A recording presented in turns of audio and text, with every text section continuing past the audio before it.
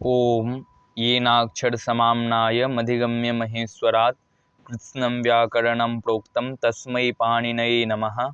वाक्यकारं वररुचिं भाष्यकारं पतञ्जलिं पाणिनिं सूत्रकारं च प्रणतोऽस्मि मुनित्रयं नमस्कृत्य तदुक्तिः परिभाव्य च वैयाकरणसिद्धान्तकौमुदीयं विरच्यते। ओम श्री गुरुचरणाभ्यां नमः। नमः सर्वेभ्यः, नमः संस्कृताय। आशा है कि आप लोग कुशल होंगे। तो पिछली पाठों में हम लोगों ने सूत्र पढ़ा था गतिबुद्धि प्रत्यवसानार्थ शब्द कर्म कर्म का नाम अनिकर्ता सनो। उस सूत्र में, उस पाठ में जो है हम लोग सूत्र के बारे में पढ़े थे और उसका जो उदाहरण था, उदाहरण हालांकि थोड़ा क्लिष्ट था लेकिन उदाहरण के बारे में हम लोगों ने भी देखा था। तो सूत्र को सूत्रवत समझकर उदाहरण भी देखे थे और उसके बाद कुछ वार्तिक आए हैं, उसी सूत्र में कुछ वार्तिक भी गृहीत हैं। तो उस वार्तिक को हम लोगों ने पिछली पाठ में नहीं देखा था, ठीक है ना। तो आज की जो पाठ होगी उस वार्तिक पर पाठ होगी और उससे पूर्व हम लोग जो है सूत्र पर थोड़ी चर्चा कर लेंगे और उसके बाद जो है उसमें जो वार्तिक विहित है उस वार्तिक पर, प्रत्येक वार्तिक पर शब्दशः चर्चा करते हुए आगे बढ़ेंगे। तो सूत्र क्या था कि गतिबुद्धि प्रत्यवसानार्थ शब्द कर्म कर्म का नाम अनिकर्ता सनो। ये सूत्र कहता था कि गत्यर्थक धातु हो, बुद्ध्यर्थक हो, प्रत्यवसान मतलब भोजनार्थक भक्षणार्थक धातु हो और शब्द कर्मार्थक अर्थात जिस धातु की शब्द ही कर्म हो और अकर्मक धातु हो, ऐसे धातुओं के योग में नामक गत्यर्थक धातु, बुद्ध्यर्थक धातु, प्रत्यवसानार्थक धातु और शब्द कर्मार्थक धातु और अकर्मार्थक धातु, ऐसे धातुओं के योग में जो अण्यंता अनिकर्ता सनो, अनित्युक्त अण्यंत अवस्था में निच प्रत्यय लग जाता है प्रेरणा अर्थ में। यदि प्रयोज्यकर्ता को प्रेरणा दी जा रही है, ठीक है ना, यदि प्रयोज्यकर्ता को प्रेरणा दी जा रही है तो वहां पे निच प्रत्यय लग जाता है धातु के साथ। जैसे पठति, पठति में बालकः पठति, ये सामान्य वाक्य है। अब बालक को यदि कोई प्रेरणा देगा कि बालक तुम जो है पढ़ो, तो जो प्रेरणा दे रहा है अर्थात जो उसे पढ़ने के लिए कह रहा है वो प्रयोजक कर्ता हो जाता है। और जब प्रयोजक कर्ता होता है तो क्रिया के साथ निच प्रत्यय लगता है, उसे ही हम नियंत कहते हैं। नि अंत्य यस्य सह नियंतः, निच अंत्य यस्य, निच प्रत्यय जिसके अंत में लगा है वो नियंत है। अन्यंतम निच नास्ति, अन्यंतम निच नहीं लगा है वो अन्यंत है, ठीक है ना। तो निच प्रत्यय लगा है तो न्यंत रूप बनता है और न्यंत रूप वहां पे बनता है जहां पर प्रेरणा दी जाती है। यानी कि प्रेरणा अर्थ में दो दो कर्ता वर्तमान हो जाते हैं, एक प्रयोज्य कर्ता और एक प्रयोजक कर्ता। प्रयोजक कर्ता वो होता है जो प्रेरणा देता है और प्रयोज्य कर्ता वो होता है जो प्रेरणा ग्रहण करता है। तो इसी श्रृंखला में हम लोगों ने कल देखा था कि कैसे प्रयोज्यकर्ता और प्रयोजककर्ता के भेद में वहां पे जो प्रयोज्यकर्ता है अर्थात जो अनंता अवस्था का करता है उसमें कैसे कर्म संज्ञा विधान हुई और फिर कर्मणि द्वितीया से कैसे वहां पे द्वितीया विभक्ति विधान हुई थी। तो वो हम लोगों ने कल देख लिया था कि उसमें भी कुछ विधान किए गए थे। कुछ ऐसे धातु हैं, उन धातुओं को वहां पे विधान किए गए थे कि यदि इस प्रकार के धातु होंगे, ऐसे अर्थ वाले यदि धातु होंगे तो ही वहां पे कर्म संज्ञा विधान होगी। यानी कि जो प्रयोज्य कर्ता है उस प्रयोज्य कर्ता में यदि ऐसे अर्थ वाले धातु हैं तो वहां पे कर्म संज्ञा उस कर्ता में विधान होके कर्मणि द्वितीया से द्वितीया विभक्ति विधान हो जाएगी। अब वहां पे कुछ ऐसे अर्थ में कौन कौन से अर्थ वाले धातु थे तो बताए थे कि गतिबुद्धि प्रत्यवसानार्थ शब्द कर्म कर्म का नाम अनिकर्ता सनो। गत्यर्थक धातु हो यानी कि गमन अर्थ वाले धातु हो, यानी कि ऐसे धातु हो जो गमन अर्थ को द्योतन करता हो, यानी कि उस धातु से गमन अर्थ जो है उस गमन अर्थ की प्रतीति हो, ऐसे अर्थ वाले धातु को हम लोग गत्यर्थक धातु कहते हैं। बुद्ध्यर्थक धातु का अर्थ होता है ज्ञानार्थक धातु, ऐसे धातु हो जो ज्ञान अर्थ वाले शब्द का बोध कराए, ज्ञान अर्थ जिससे ज्ञान अर्थ निकलता है ऐसे शब्द का बोध कराए, ज्ञान मूल ज्ञान अर्थ वाले। अब ज्ञान बहुत होता है, उस प्रकार का ज्ञान नहीं, आगे उसी पे विचार आएगा। जो मूल ज्ञानार्थक धातु है यानी कि केवल उससे ज्ञान बुद्धि इत्यादि का ही बोध होता है, उससे संबद्ध नहीं, जो मूल रूप से ज्ञान शब्द से ही निष्पन्न जो अर्थ वाले धातु हैं, ऐसे जो ज्ञानार्थक धातु हैं उसका ही यहाँ पे बोध है कि ज्ञानार्थक धातु यानी कि ज्ञान अर्थ बोध कराने वाले धातु। उसके बाद बताने की प्रत्यवसान, प्रत्यवसान का अर्थ होता है प्रत्यवसानम नाम भक्षणम, भक्षणार्थक धातु यानी कि खाने पीने अर्थ वाली जो धातुएं होती है, खादती पीवती ऐसे अर्थ वाले जो धातुएं होती है। तो भक्षणार्थक धातु कौन कितने प्रकार के धातु? गत्यर्थक धातु, बुद्ध्यर्थक धातु, भक्षणार्थक धातु और शब्द कर्मार्थक धातु। शब्द कर्मार्थक धातु का अर्थ है जिस धातु का शब्द ही कर्म हो, अर्थात जिस धातु का शब्द कर्म बन जाता है, कोई दूसरा वहां पे कर्म नहीं बनता है, उस धातु का जो है उस क्रिया का शब्द ही यदि कर्म बन जाता है उसे हम शब्द कर्म कहते हैं। शब्द कर्मानः इति शब्द कर्मक धातु, ठीक है, शब्द कर्मक। उसके बाद अकर्मक धातु होते। अकर्मक का क्या अर्थ होता है? अविद्यमानम कर्म येषाम ते अकर्मकाः, जिसका कोई विद्यमान कर्म नहीं है, अर्थात जिसकी कोई कर्म नहीं होती है, ऐसी क्रियापद जिसकी कोई कर्म ही नहीं होती है। जैसे उदाहरण के तौर पे ले लीजिए सोना, बैठना, पढ़ना नहीं, बैठना, उठना, ये सब जो क्रियापद हैं ऐसे अर्थ में जो धातु प्रयुक्त है, इन धातु का कोई कर्म विधान नहीं होता। मैं सोता हूं, मैं यहाँ पे करता हूं, सोने रूपी क्रिया हो रही है, मैं सोने रूपी क्रिया के द्वारा सबसे अधिक किसको चाहता हूं? सोना चाहता हूं ना, और किसी को चाहता ही नहीं हूं। तो मैं जिसको चाहता हूं वो तो क्रियापद है, इसमें कर्म विधान ही नहीं होता है, ठीक है ना। ये जो है ऐसे जो धातु होते हैं उसमें कर्म विधान नहीं होते हैं, ठीक है, इसी को हम लोग अकर्मक धातु कहते हैं। उसके बाद एक और देख लीजिए, नदी वहती। नदी जो है बहती है, वह धातु का प्रयोग होता है ना, नदी बहती। तो नदी बहती है, नदी बह रही है, तो नदी बहने रूपी क्रिया के द्वारा सबसे अधिक किसको चाहती है? स्वयं को चाह रही है, स्वयं ही बह रही है, तो ये भी एक प्रकार के अकर्मक हैं।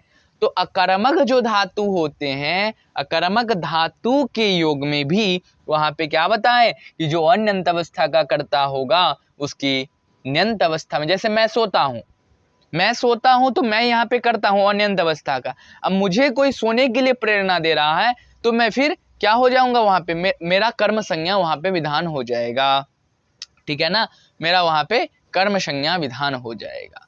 तो इस प्रकार से बता रहे हैं कि ऐसे यदि 5 अर्थ वाले धातु हो तो जो अन्यंत अवस्था का करता है उसका अन्यंत अवस्था में कर्म संज्ञा विधान हो जाएगा। उसके बाद हम लोग उसका उदाहरण भी देखे थे, शत्रुन अगमयत स्वर्गम वेदार्थम स्वान वेदयत आसयत अमृतम देवान वेदम अध्यापयत विधिम आसयत सलिले पृथ्वीम यह स मे श्री हरिर्गति। ये 5 उदाहरण भी देखे थे। शत्रवः स्वर्गम गच्छन्ति, फिर देखे थे उसका शत्रुन हरि ही शत्रुन स्वर्गम गमयति। उसके बाद देखे थे श्वे स्वान वेदार्थम स्वान वेदयत स्वे वेदार्थम विदन्ति, स्वे वेदार्थम विदन्ति। फिर उसके बाद आ जाएगा श्वान हरि स्वान वेदार्थम वेदयति। उसके बाद देखे थे कि आसयच्चामृतम देवान देवाः अमृतम अश्नन्ति, देवाः अमृतम अश्नन्ति। फिर इसमें जब निच प्रत्यय लग जाएगा तो हरि ही देवान अमृतम आसयति, भूतकाल में ले जाएंगे तो हरि ही देवान अमृतम आसयत, ठीक है। उसके बाद देखे थे कि वेदम अध्यापयत विधिम, विधि वेदम अधीते, विधि ब्रह्मा जी को कहते हैं, विधि वेदम अधीते। फिर जब इसमें निज प्रत्यय लग जाएगा तो विधि विधिम हरि विधिम वेदम अध्यापयति, और जब इसको लंग लकार में प्रयोग करेंगे तो हरि ही विधिम वेदम अध्यापयत। इस प्रकार से वहाँ पे कर्म संज्ञा हो जाती है। उसके बाद आशय सलिले पृथ्वी, सलिले सलिले पृथ्वी आस्ते, पृथ्वी सलिले आस्ते, ठीक है। जब इसमें निज प्रत्यय लगा देंगे तो क्या हो जाएगा, हरि ही पृथ्वीम सलिले आशयति, हरि ही पृथ्वीम सलिले आशयति। और जब लंग लकार में प्रयोग करेंगे तो क्या हो जाएगा, हरि ही पृथ्वीम सलिले आशयत। इस प्रकार से हम लोगों ने इसका कल उदाहरण देखा था, इसके बारे में विचार किए थे, और फिर 1-2 वहाँ पे प्रसंग भी आया था कि गति इत्यादि किम पाचयति ओदनम देवदत्तेन। फिर एक और प्रसंग आया था, आलोचना आया था कि अन्यंतानाम किम गमयति देवदत्तो यज्ञदत्तम तमपरः प्रयुंक्ते गमयति देवदत्तेन यज्ञदत्तम विष्णुमित्रः। वहाँ पे बताया था कि गति इत्यादि कहने की क्या आवश्यकता है, यदि गत्यर्थक ना हो तो वहाँ पे नहीं हो सकती है कर्म, तो बताए नहीं हो सकती। जैसे पाचयति, पच धातु है, ये गति अर्थ वाले नहीं है, बुद्धि अर्थ वाले नहीं है, हाँ, प्रत्यवसानार्थक नहीं है, इसमें कर्म संज्ञा वहाँ पे देवदत्त में नहीं हुई, इसलिए वहाँ पे अनुक्त अर्थ में तृतीया विभक्ति हो गई। कर्तृकरणयोस् तृतीया देवदत्तेन पाचयति ओदनम, कहा यज्ञदत्तः देवदत्तेन ओदनम पाचयति, पाचयति, हाँ पाचयति ऐसा प्रयोग हो जाएगा। फिर बताया था कि अण्यंता नाम किम, न्यंतकर्ता का कर्म नहीं होगा, बोले कि नहीं होगा। जैसे कि उदाहरण के तौर पे बताया कि देवदत्तः यज्ञदत्तः गच्छति, यज्ञदत्तः गच्छति, अब यज्ञदत्त को कोई प्रेरित कर रहा है, कौन, तो देवदत्तः, देवदत्तः यज्ञदत्तम गमयति, देवदत्तः यज्ञदत्तम गमयति। अब फिर देवदत्त को कोई और प्रेरित कर रहा था, कौन कर रहा था, तो विष्णुमित्रः, विष्णुमित्रः देवदत्तेन यज्ञदत्तम गमयति। फिर विष्णुमित्र को कोई और प्रेरित कर रहा है, कौन, तो मित्रदत्तः, मित्रदत्तः विष्णुमित्रेण देवदत्तेन यज्ञदत्तम गमयति। तो जो भी न्यंत अवस्था का करता होगा उसका कर्म संज्ञा विधान नहीं होगा। विधान किसका कर्म होगा, तो जो अन्यंत का करता है, अर्थात जो यज्ञ दत्त है केवल उसी का कर्म विधान होगा, अन्यथा कोई और करता है न्यंत का, उसका कर्म विधान नहीं होगा। यहाँ तक हम लोग कल जो है देख लिए थे। आज इसके आगे की जो पाठ है उसके बारे में विचार करेंगे। आगे एक वार्तिक आता है, ठीक है, आगे जो है एक वार्तिक आता है। वार्तिक है निवह्योर्नः, क्या वार्तिक है, निवह्योर्नः, निवह्योर्नः, ठीक है ना, वार्तिक है आपका निवह्योर्नः। ये कहना क्या चाहता है कि नीवह, नीच वहचः तयोः निवह्योः, नीच वहचः तयोः निवयोः नः, नीच वहचः, नीच वहच तयोः निवयोः नः, निवयोः न, बोलने कि नी धातु और वह धातु के योग में निषेध हो जाता है। अर्थात नी धातु जो होता है ना, ले जाने अर्थ में इसका प्रयुक्त होता है, ले जाना, नयति, ठीक है ना, इस अर्थ में इसका प्रयोग होता है नी धातु का। और वह धातु का वहन अर्थ में प्रयोग होता है, यानी कि ढोने अर्थ में, ले जाने अर्थ में। तो ये दोनों जो यहाँ पे धातु है, नी धातु और वह धातु, दोनों गत्यर्थक धातु है। गति अर्थ बोध कराते हैं ना। नी मतलब क्या होता है, ले जाना, वह मतलब क्या होता है, वहन करके ले जाना, तो दोनों गत्यर्थक धातु हैं। लेकिन ये वार्तिककार आके बोल रहे हैं कि नी और वह धातु के योग में कर्म जो है वो निषेध हो जाएगा, अर्थात वहां पे कर्म संज्ञा विधान नहीं होगी। यानी कि जो अन्यंत अवस्था का करता है उस कर्ता का न्यंत अवस्था में यानी निच प्रत्यय लगने के बाद कर्म विधान नहीं होगा, ठीक है ना। इस प्रकार से यहाँ पे बता रहे हैं कि निवह्योः नः, निवयोः नः, नी और वह धातु के योग में वहां पे कर्म विधान नहीं होगा, ठीक है। नी धातु होनी चाहिए, नी धातु जो है ले जाने अर्थ में प्रयोग होता है, और वह धातु वहन अर्थ यानी कि ले जाने अर्थ में ही प्रयोग होता है। तो नी और वह धातु दोनों जो है यहाँ पे ले जाने या कि गत्यर्थक धातु है। यहाँ पे गति बुद्धि प्रत्यवसानार्थ शब्द कर्म कर्म का नाम निकर्तासनो, इस सूत्र से यहाँ पे कर्म संज्ञा प्राप्त है अन्यंत अवस्था कर्ता का, लेकिन ये वार्तिक जो है उसका अपवाद कर देता है और उसका निषेध कर देता है, जिसके कारण क्या होता है कि अन्यंत अवस्था का जो करता है उस कर्ता का न्यंत अवस्था में कर्म संज्ञा विधान नहीं होता है, ठीक है। आगे वही उदाहरण दे रहे हैं कि नाययति वाहयति वा भारम भृत्येन, ठीक है, बहुत अच्छा उदाहरण है। पहले इसको हम लोग अन्यंत में देख लेते हैं, उसके बाद न्यंत में इसको प्रयोग करेंगे। अन्यंत में ये बन जाएगा भृत्यः भारम वहति या भृत्यः भारम नयति, भृत्यः भारम वहति व भृत्यः भारम नयति। भृत्य जो है भार को वहन करता है, वहन यानी कि ढोकर ले जा रहा है, या फिर भृत्य जो है भार को ले जा रहा है। नयति का अर्थ क्या होता है, ले जाना, ले जा रहा है। तो भृत्यः भारम वहति व भृत्यः भारम नयति, ये जो वाक्य है ये आपका अन्यंत का वाक्य है। जब यहाँ पे भृत्य जो है वो स्वतंत्र करता है, यानी कि उसे कोई बोल नहीं रहा है कि तुम जो है इस भार, यानी कि एक सामान है, मान लीजिए कि आज के टाइम पे स्टेशन पे वो कुली रहता है ना, वो सामान ढोता है, उसे हम लोग भृत्य कहते हैं। अर्थात जो सामान ढोता है, यानी कि जो क्या बोलते हैं उसको, सामान ढो के ले जाता है, उसे भृत्य कहा जाता है। जैसे कुली हो गया, उसे भृत्य कहते हैं। ठीक है, तो भृत्य जो है सामान ढो रहा है, भृत्य जो है सामान ढो रहा है, यानी कि ढोकर ले जा रहा है। तो यहाँ ये अन्यंत का वाक्य, इसमें भृत्या जो है वो स्वयं करता है, और वो अपने ये ढोने रूपी क्रिया के द्वारा, यानी वहन रूपी क्रिया के द्वारा, ले जाने रूपी क्रिया के द्वारा, यदि सबसे अधिक किसी को चाहता है तो वो भार को चाहता है, भार को ले जाना चाहता है। किसी अन्य को तो ले जाना नहीं चाहता है। किसको ले जाना चाहता है? तो भार को ले जाना चाहता है। तो जिसको ले जाना चाहता है उसका क्या हो जाएगा वहां पे? कर्तुरीप्सितमं कर्म, कर्तुरीप्सितमं कर्म से कर्म संज्ञा विधान हो जाएगी। ठीक है, उसका क्या हो जाएगा वहां पे? कर्तुरीप्सितमं कर्म से कर्म संज्ञा विधान हो जाएगी। तो भृत्यः ये कर्ता हो गया, वहति ये क्रियापद हो गया, नयति ये क्रियापद हो गया, और ये ले जाने रूपी क्रिया के द्वारा सबसे अधिक चाहता किसको है? भार को। तो उसका कर्म होके उसमें कर्मणि द्वितीया से द्वितीया विधान हो जाएगी। तो भृत्यः भारम वहति, भृत्यः भारम नयति। ठीक है, ये दोनों वाक्य यहाँ पे प्रयोग कर सकते हैं।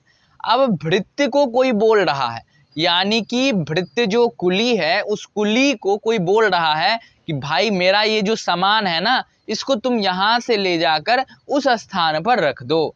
अब कोई उसे आदेश दे रहा है, कोई उसे प्रेरणा दे रहा है, वो वहन करने रूपी क्रिया के लिए, वहन रूपी जो वहां पे क्रिया हो रही है, उस क्रिया के लिए कोई अन्य व्यक्ति उस भृत्य को कह रहा है कि तुम मेरा सामान यहाँ से ले जाकर वहां रख दो, या मेरा सामान लेकर मेरे साथ चलो, या मेरा सामान मेरे घर पहुंचा दो। तो अब भृत्य जो है वो स्वतंत्र नहीं है, भृत्य अभी स्वतंत्र नहीं है। क्यों स्वतंत्र नहीं है? पहले वो अपने मन से काम करता था, यानी कि उसका यदि मन करेगा तो सामान को यहाँ पे रख देगा, उसका मन करेगा तो वहां पे रख सकता था। लेकिन अभी वो उसे जो है कोई प्रेरित कर रहा है कि तुम मेरा सामान वहां पे रख दो। अब वो भृत्य जो है वो अनंत हो जाएगा। अब उसको प्रेरणा मिलने के बाद वो काम करेगा, यानी कि उसको कोई मालिक बोलेगा कि बाबू तुम मेरा ये सामान वहां पे रख दोगे तो मैं तुम्हें 100 रुपया दूंगा। तो प्रेरणा अर्थ में वहां पे वो काम कर रहा है, वहां पे स्वतंत्र रूप से अब काम नहीं कर रहा है, अब प्रेरित हो रहा है किसी अन्य के द्वारा। तो जिसके द्वारा प्रेरित होगा वो वहां पे क्या हो जाएगा? प्रयोजक कर्ता, यानी कि नियंत का जो कर्ता होता है उसे हम प्रयोजक कर्ता कहते हैं, और जो अनंत कर्ता होता है, यानी कि जिसमें निच विधान नहीं है, उसे हम अनंत कहते हैं। तो जो अनंत अवस्था का कर्ता होता है उसे हम प्रयोज्य कर्ता कहते हैं। प्रयोज्य यानी कि वो प्रयोग करेगा, प्रयोजक यानी कि वो प्रयोग करवाएगा। तो जो करवाएगा वो प्रयोजक हो जाता है, जो करेगा वो प्रयोज्य हो जाएगा। ठीक है, तो यहाँ पे क्या बात हो रही है कि भृत्यः भारम वहति। अब भृत्य को कोई आदेश दे रहा है, भृत्य को कोई प्रेरणा दे रहा है, तो जो प्रेरणा दे रहा है वह प्रयोजक कर्ता हो जाएगा। वह क्या हो जाएगा? प्रयोजक कर्ता। तो कौन प्रयोजक कर्ता होगा? तो किसी एक को ले आते हैं। किसको लाएंगे? स्वामी। स्वामी, स्वामी यहाँ पे ले आते हैं स्वामी को, यानी कि मालिक। स्वामी को ले आते हैं और इस वाक्य को पूर्ण करते हैं। तो स्वामी, स्वामी भृत्य जो अब यहाँ पे करता था उसका कर्म संज्ञा यहाँ पे विधान है भृत्यम। स्वामी भृत्यम भारम वाहयति। ठीक है ना, स्वामी भृत्यम भारम वाहयति, वाहयति नहीं होगा, वाहयति। ठीक है, स्वामी भृत्यम भारम वाहयति, ऐसा प्रयोग यहाँ पे ठीक है, और ऐसा प्रयोग हो रहा है क्योंकि ये जो वाह धातु है ये गत्यर्थक धातु है, और गत्यर्थक यदि कोई धातु होगा तो जो अनंत अवस्था का करता है उसका कर्म संज्ञा हो जाएगा यहाँ पे, और हम लोग यहाँ पे कर्म संज्ञा कर रहे हैं भृत्य का। लेकिन ये निवह्योरनः सूत्र कहेगा कि नी और वह धातु के योग में कर्म संज्ञा विधान नहीं होगा, अर्थात जो अनंत अवस्था का करता है उस कर्ता का अनंत अवस्था में कर्म संज्ञा नहीं होगा। इसलिए यहाँ पे कर्म नहीं होके अनुक्त अर्थ में यहाँ पे कर्तृकरणयोस् तृतीया से तृतीया हो गई। तो स्वामी भृत्येन भारम वाहयति, स्वामी भृत्येन भारम नाययति, ऐसा प्रयोग हम लोग कर लेंगे। ठीक है, यहाँ तक कोई दिक्कत नहीं होगी। ये बस सामान्य सा वार्तिक है। ये वार्तिक कहता है कि नी और वह धातु के योग में, नी धातु और वह धातु के योग में जो है निषेध हो जाता है। नी और वह धातु के योग में क्या होता है कि निषेध हो जाता है, और वहां पे क्या होती है कि कर्म संज्ञा विधान नहीं होती है। ठीक है। तो इस प्रकार से वहाँ पे क्या हो जाती है, कर्म संज्ञा विधान हो रही थी, लेकिन ये निवह्योर्णः सूत्र आके, ये निवह्योर्णः वार्तिक आके यहाँ पे निषेध कर दिया कि भाई यदि नी धातु हो, वह धातु हो, तो वहाँ पे क्या होता है, निषेध हो जाएगा। इसलिए यहाँ पे भृत्यम ना हो के भृत्येन हो गया। ठीक है, यहाँ तक मुझे लगता है कि आप लोगों को समझ में आ गया होगा। अब एक और आगे वार्तिक है। अब ये वार्तिक जो है ना, निवह्योर्णः जो है, ये सूत्र को निषेध कर रहा था। ये निवह्योर्णः जो वार्तिक है, ये वार्तिक सूत्र को निषेध किया। अब इसे निवह्योर्णः वार्तिक को ही एक अपवाद वार्तिक और आ जाता है। ठीक है ना, इस वार्तिक का ही एक अपवाद वार्तिक आ जाता है। और उस वार्तिक का क्या यहाँ पे अर्थ है, वो वार्तिक कहता है कि नियंत्र कर्तृकस्य वहेः अनिषेधः। बोलने की नियंत्र कर्तृकस्य वहेः अनिषेधः, बोलने की नियंत्री यानी कि नियंत्रण करने वाले, नियंत्री कर्तृकस्य जो नियंत्रण करने वाले करता है, ठीक है, जो नियंत्रण करने वाले करता है, ऐसे कर्ता यदि वह धातु के योग में है, यानी कि कर्ता भी दो प्रकार का होता है, एक स्वतंत्र होता है, एक कर्ता जो होता है वो दूसरे कर्ता को नियंत्रण करके काम करवाता है। अब वहां पे उसी का हम लोग उदाहरण देखेंगे। तो नियंत्रण करने वाले यदि कर्ता वह धातु के योग में है, नियंत्री कर्तृकस्य वहेः अनिषेधः, यानी कि नियंत्रण करने वाले कर्ता वह धातु के योग में है तो उसका निषेध नहीं होगा, अर्थात वहां पे कर्म संज्ञा विधान होगी। ठीक है, उसका निषेध नहीं होगा। यानी कि नी और वह धातु के योग में निषेध बताया था ना, कि नी और वह धातु के योग में कर्म संज्ञा विधान नहीं होती है, उसका निषेध बताया था ये सूत्र। लेकिन ये वार्तिक जो है उसका निषेध किया था। लेकिन आगे का जो वार्तिक है वो वार्तिक कह रहा है कि यदि नियंत्रण अर्थ वाले करता हो तो उसका निषेध नहीं होता है।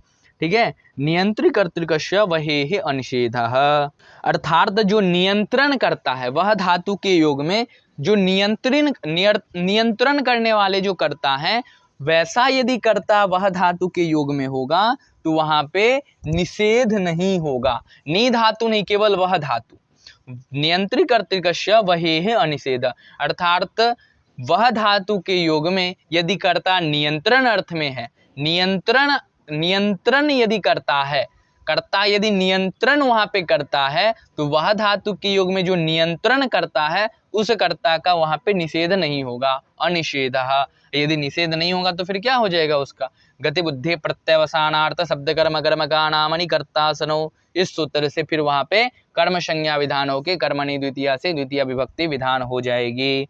ठीक है, नियंत्रण यदि कर रहा है तो ही वहां पे निषेध नहीं होगा। यदि नियंत्रण नहीं हो रहा है तो फिर निषेध हो जाएगा। यदि नियंत्रण हो रहा है तो निषेध नहीं होगा वह धातु के योग में। अब कैसे होगा वो आगे आपको दिखाएगा एक उदाहरण देके। उदाहरण दे रहे हैं कि वाहयति रथम वाहन शूतः, वाहयति रथम वाहन शूतः, वाहाः रथम वहन्ति, वाहाः रथम वहति, वाहाः रथम वहन्ति। वाहा कहते हैं उसको, घोड़ा जो होता है ना अश्व, अश्व को वाहा भी कहा जाता है, वाह, और बहुवचन में हो जाता है वाहाः। ठीक है, वाहाः रथम वहन्ति, यानी कि घोड़ा जो है एक रथ है। ठीक है, रथ का जो स्ट्रक्चर होता है, रथ में क्या होता है, एक लकड़ी का बना होता है और उसके आगे में दो चार जो होते हैं घोड़े होते हैं। तो घोड़े जो है रथ को लेके जा रहे हैं, यानी कि उस रथ पर अभी कोई सारथी नहीं है। अभी वो जो रथ है उस रथ को कौन लेके जा रहा है, घोड़ा लेके जा रहा है। घोड़ा उस रथ को लेके जा रहा है। अब उसका घोड़े का मन जिधर करेगा जाने को वो उधर जाएगा। यदि उसका राइट जाने का मन करेगा तो राइट जाएगा, लेफ्ट जाने का मन करेगा तो लेफ्ट जाएगा। उसे नियंत्रण करने वाले कोई नहीं है, वो अनियंत्रित करता है वहां पे वह धातु के योग में।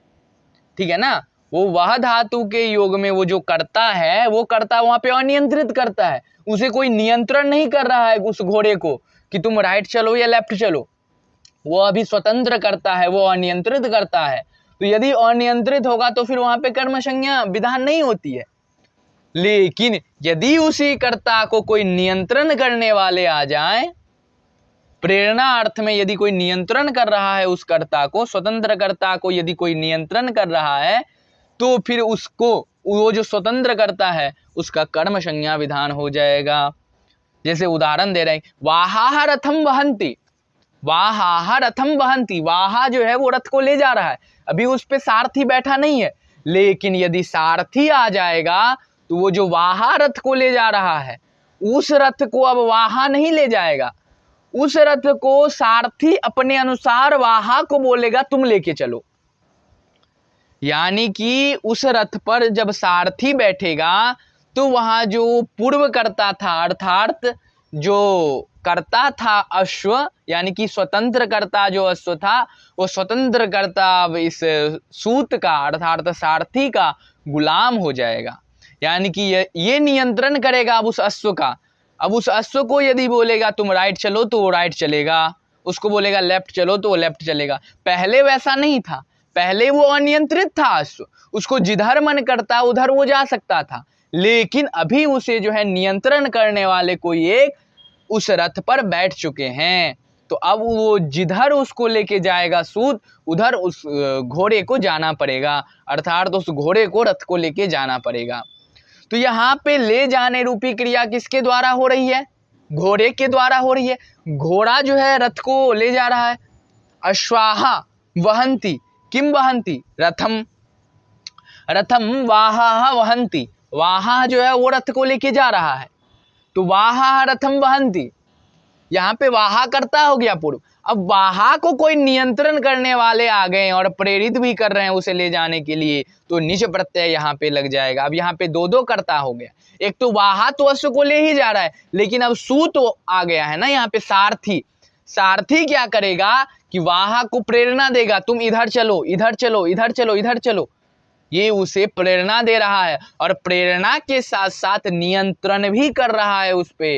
यानी कि वो जो अनियंत्रित करता है, अनियंत्रित जो अश्व है, उस अश्व पर नियंत्रण करके उसको जिधर चाहेगा उधर लेके जाएगा। तो ये यहाँ पे जो सूत है, सारथी है, ये यहाँ पे नियंत्रण करता हो गया, यानी कि नियंत्रित करने वाला करता हो गया।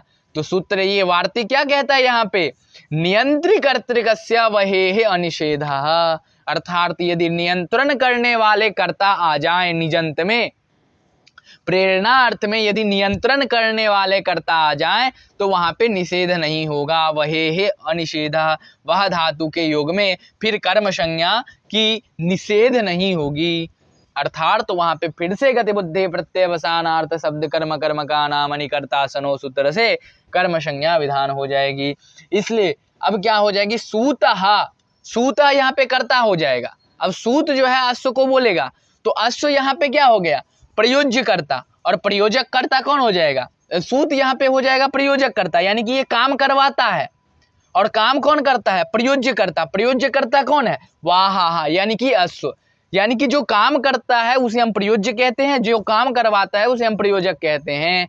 तो यहाँ पे जो अश्व है वो प्रयोज्य करता है, और जो प्रयोजक है वो यहाँ पे सूत है, सारथी है, और सारथी जो है ये एक प्रकार का नियंत्रण करने वाला करता है। ठीक है, तो यदि नियंत्रण करने वाला करता हो तो वो जो वाहा यानी कि अनियंतावस्था का जो करता है प्रयोज्य कर्ता, उस कर्ता का कर्म संज्ञा हो जाएगा। भले ही निवह्योर्ना से निषेध होगा, लेकिन यदि नियंत्रण अर्थ में हो रहा है तो वह धातु के योग में निषेध नहीं होगा, इसलिए यहाँ पे निषेध नहीं हुआ। वाहा शब्द का यहाँ पे बहुवचन में, द्वितीया के बहुवचन में वाहन बन गया, तो क्या हो जाएगा रूप? सूतः वाहन रथम वाहयति। सूत जो है सारथी, जो सारथी हैं वो क्या करते हैं यहाँ पे? अश्व के द्वारा, ठीक है, घोड़े के द्वारा, घोड़े के द्वारा यहाँ पे रथ को ले जा रहे हैं, रथ को ले जा रहे हैं घोड़े के द्वारा। पहले घोड़े स्वयं लेके जाता था, वहां पे घोड़ा स्वतंत्र था, अब उस घोड़े को कंट्रोल कौन कर रहा है? सारथी कर रहा है। ठीक है, तो सारथी घोड़े से रथ को ढुलवाता है, यानी कि ले जाता है, तो इस अर्थ में वहां पे निषेध नहीं होगा, इसलिए निषेध नहीं हुआ। तो क्या हो गया? वाहन बन गया, कर्म संज्ञा होके कर्मणि द्वितीया से द्वितीया विभक्ति हो गई, तो वाहयति रथम वाहन सूतः। ठीक है, अब मान लो कि अब कोई इसका एक लौकिक उदाहरण ले लेते हैं, कोई भृत्य है कुली। अब कुली को तुम बोल दिए, कुली जो है पहले सामान लेके जा रहा है, तो यानी कि सामान वो ढो रहा है, तो वहां पे भी वाहन रूपी क्रिया हो रही है, वो स्वतंत्र है। अब उसको जहां मन करेगा वहां वो सामान रख देगा, तो यहाँ पे स्वतंत्र रूप से वो काम कर रहा है। लेकिन यदि आप उन्हें बोल रहे हैं कि तुम यहाँ से सामान उठाओ, यहाँ से 10 कदम आगे चलो, फिर उसके बाद राइट मुड़ जाना, फिर वहाँ से 5 कदम आगे चलो, फिर लेफ्ट मुड़ जाना, वहाँ पे एक बॉक्स दिखेगा, उस बॉक्स के ऊपर एक बैग होगा, उस बैग के ऊपर तुमको ये सामान रखना है। जब आप इस प्रकार से उसे नियंत्रण करेंगे, उस कुली को, पहले कुली स्वतंत्र था, कुली स्वयं सामान, अब उसको बैग पे रखना होता तो बैग पे सामान रखता, नीचे में मन होता तो नीचे में रख देता सामान। अब आप उसे बोल रहे हैं कि आप जो है सामान उठाइए, यहाँ से 10 कदम आगे चलिए, फिर राइट मुड़िए, फिर 5 कदम आगे चलिए, फिर लेफ्ट मुड़िए, फिर वहाँ पे एक बॉक्स होगा, उस बॉक्स के ऊपर एक बैग होगा, उस बैग पे ही आपको बैग रखना है। यदि उस बैग के ऊपर आप बैग नहीं रखे तो फिर आपको पैसा नहीं मिलेगा, पैसा आपको नहीं मिलेगा। आप इस प्रकार से उस कुली को नियंत्रण कर रहे हैं, तो आप एक नियंत्रित कर्ता हो गए, ठीक है। और वो जो कुली है, वो कुली पहले स्वतंत्र था, लेकिन अब जो है वो क्या हो जाएगा, आपका काम करने वाला हो जाएगा, यानी कि प्रयोज्यकर्ता हो जाएगा, और आप एक प्रयोजककर्ता हो गए। लेकिन यदि आप यहाँ पे नियंत्रण नहीं कर रहे हैं, यानी कि उसे प्रेरणा दे रहे हैं, लेकिन नियंत्रण, ये मैं एक नियंत्रण का उदाहरण दिया, लेकिन अभी अनियंत्रण का एक उदाहरण दे रहा हूं। कैसे कि कुली जो है सामान लेके जा रहा है, अब आप उसे बोले कि तुम सामान लेके जाओ यहां से और रख दो। अब उसका मन करेगा वो नीचे रखे, ऊपर रखे, इधर रखे, उधर रखे, वो उसके ऊपर निर्भर है, कहीं पे भी सामान रख सकता है। अब आप उसे नियंत्रण नहीं कर रहे, उसको सामान लेके जाके रखना है, सामान लेके जाके उसको रखना है। पहले भी लेके जा रहा था, अभी भी लेके जा रहा है, कहीं पे भी रख सकता है। लेकिन यदि आप ऐसे बोल रहे हैं कि यहाँ से 5 कदम चलो, 10 कदम चलो, फिर राइट मुड़ो, फिर लेफ्ट मुड़ो, फिर बॉक्स होगा, उस बॉक्स पे एक बैग होगा, उस बैग पे ही तुमको ये बैग रखना है, तभी पैसा मिलेगा, तो यहाँ आप उसे नियंत्रण कर रहे हैं। लेकिन ऐसे ही स्वतंत्र उसे बोल दिए कि ये सामान ले जाओ और वहां पे रख दो, तो सामान ले जाओ वहां पे, आप अभी उसे नियंत्रण नहीं कर रहे हैं, ठीक है। इस अर्थ में आप उसे नियंत्रण नहीं कर रहे हैं, आपके कहने के ऊपर है कि उस कुली को आप किस अर्थ में नियंत्रण कर रहे हैं। यदि उसे बोलेंगे कि तुम यदि सटीक काम करोगे तुम्हें तभी पैसा मिलेगा, तो वहां पे होता है नियंत्रण। यदि आप उसे स्वतंत्र छोड़ दिए तो फिर वो नियंत्रण नहीं होगा। इसलिए यदि स्वतंत्र करता होगा, यानी कि अनियंत्रित करता होगा, तो वहां पे निषेध नहीं होगा। अब मान लो कि आप कुली को बोल रहे हो, तो क्या हो जाएगा कि आप जो है स्वामी है, स्वामी भृत्यम, भृत्येन तब नहीं होगा, भृत्यम हो जाएगा। यदि आप उसे नियंत्रण कर रहे हैं, भृत्य को, कुली को यदि नियंत्रण कर रहे हैं, तो वहां पे फिर कर्म संज्ञा हो जाएगी। ये जो वार्तिक है, इस वार्तिक से फिर निषेध हो जाएगा, ठीक है ना। नियंत्र करते कश्य वहे अनिषेधा, इस वार्तिक से फिर निषेध हो जाएगा, और वो जो भृत्य है उस भृत्य का कर्म संज्ञा हो जाएगा।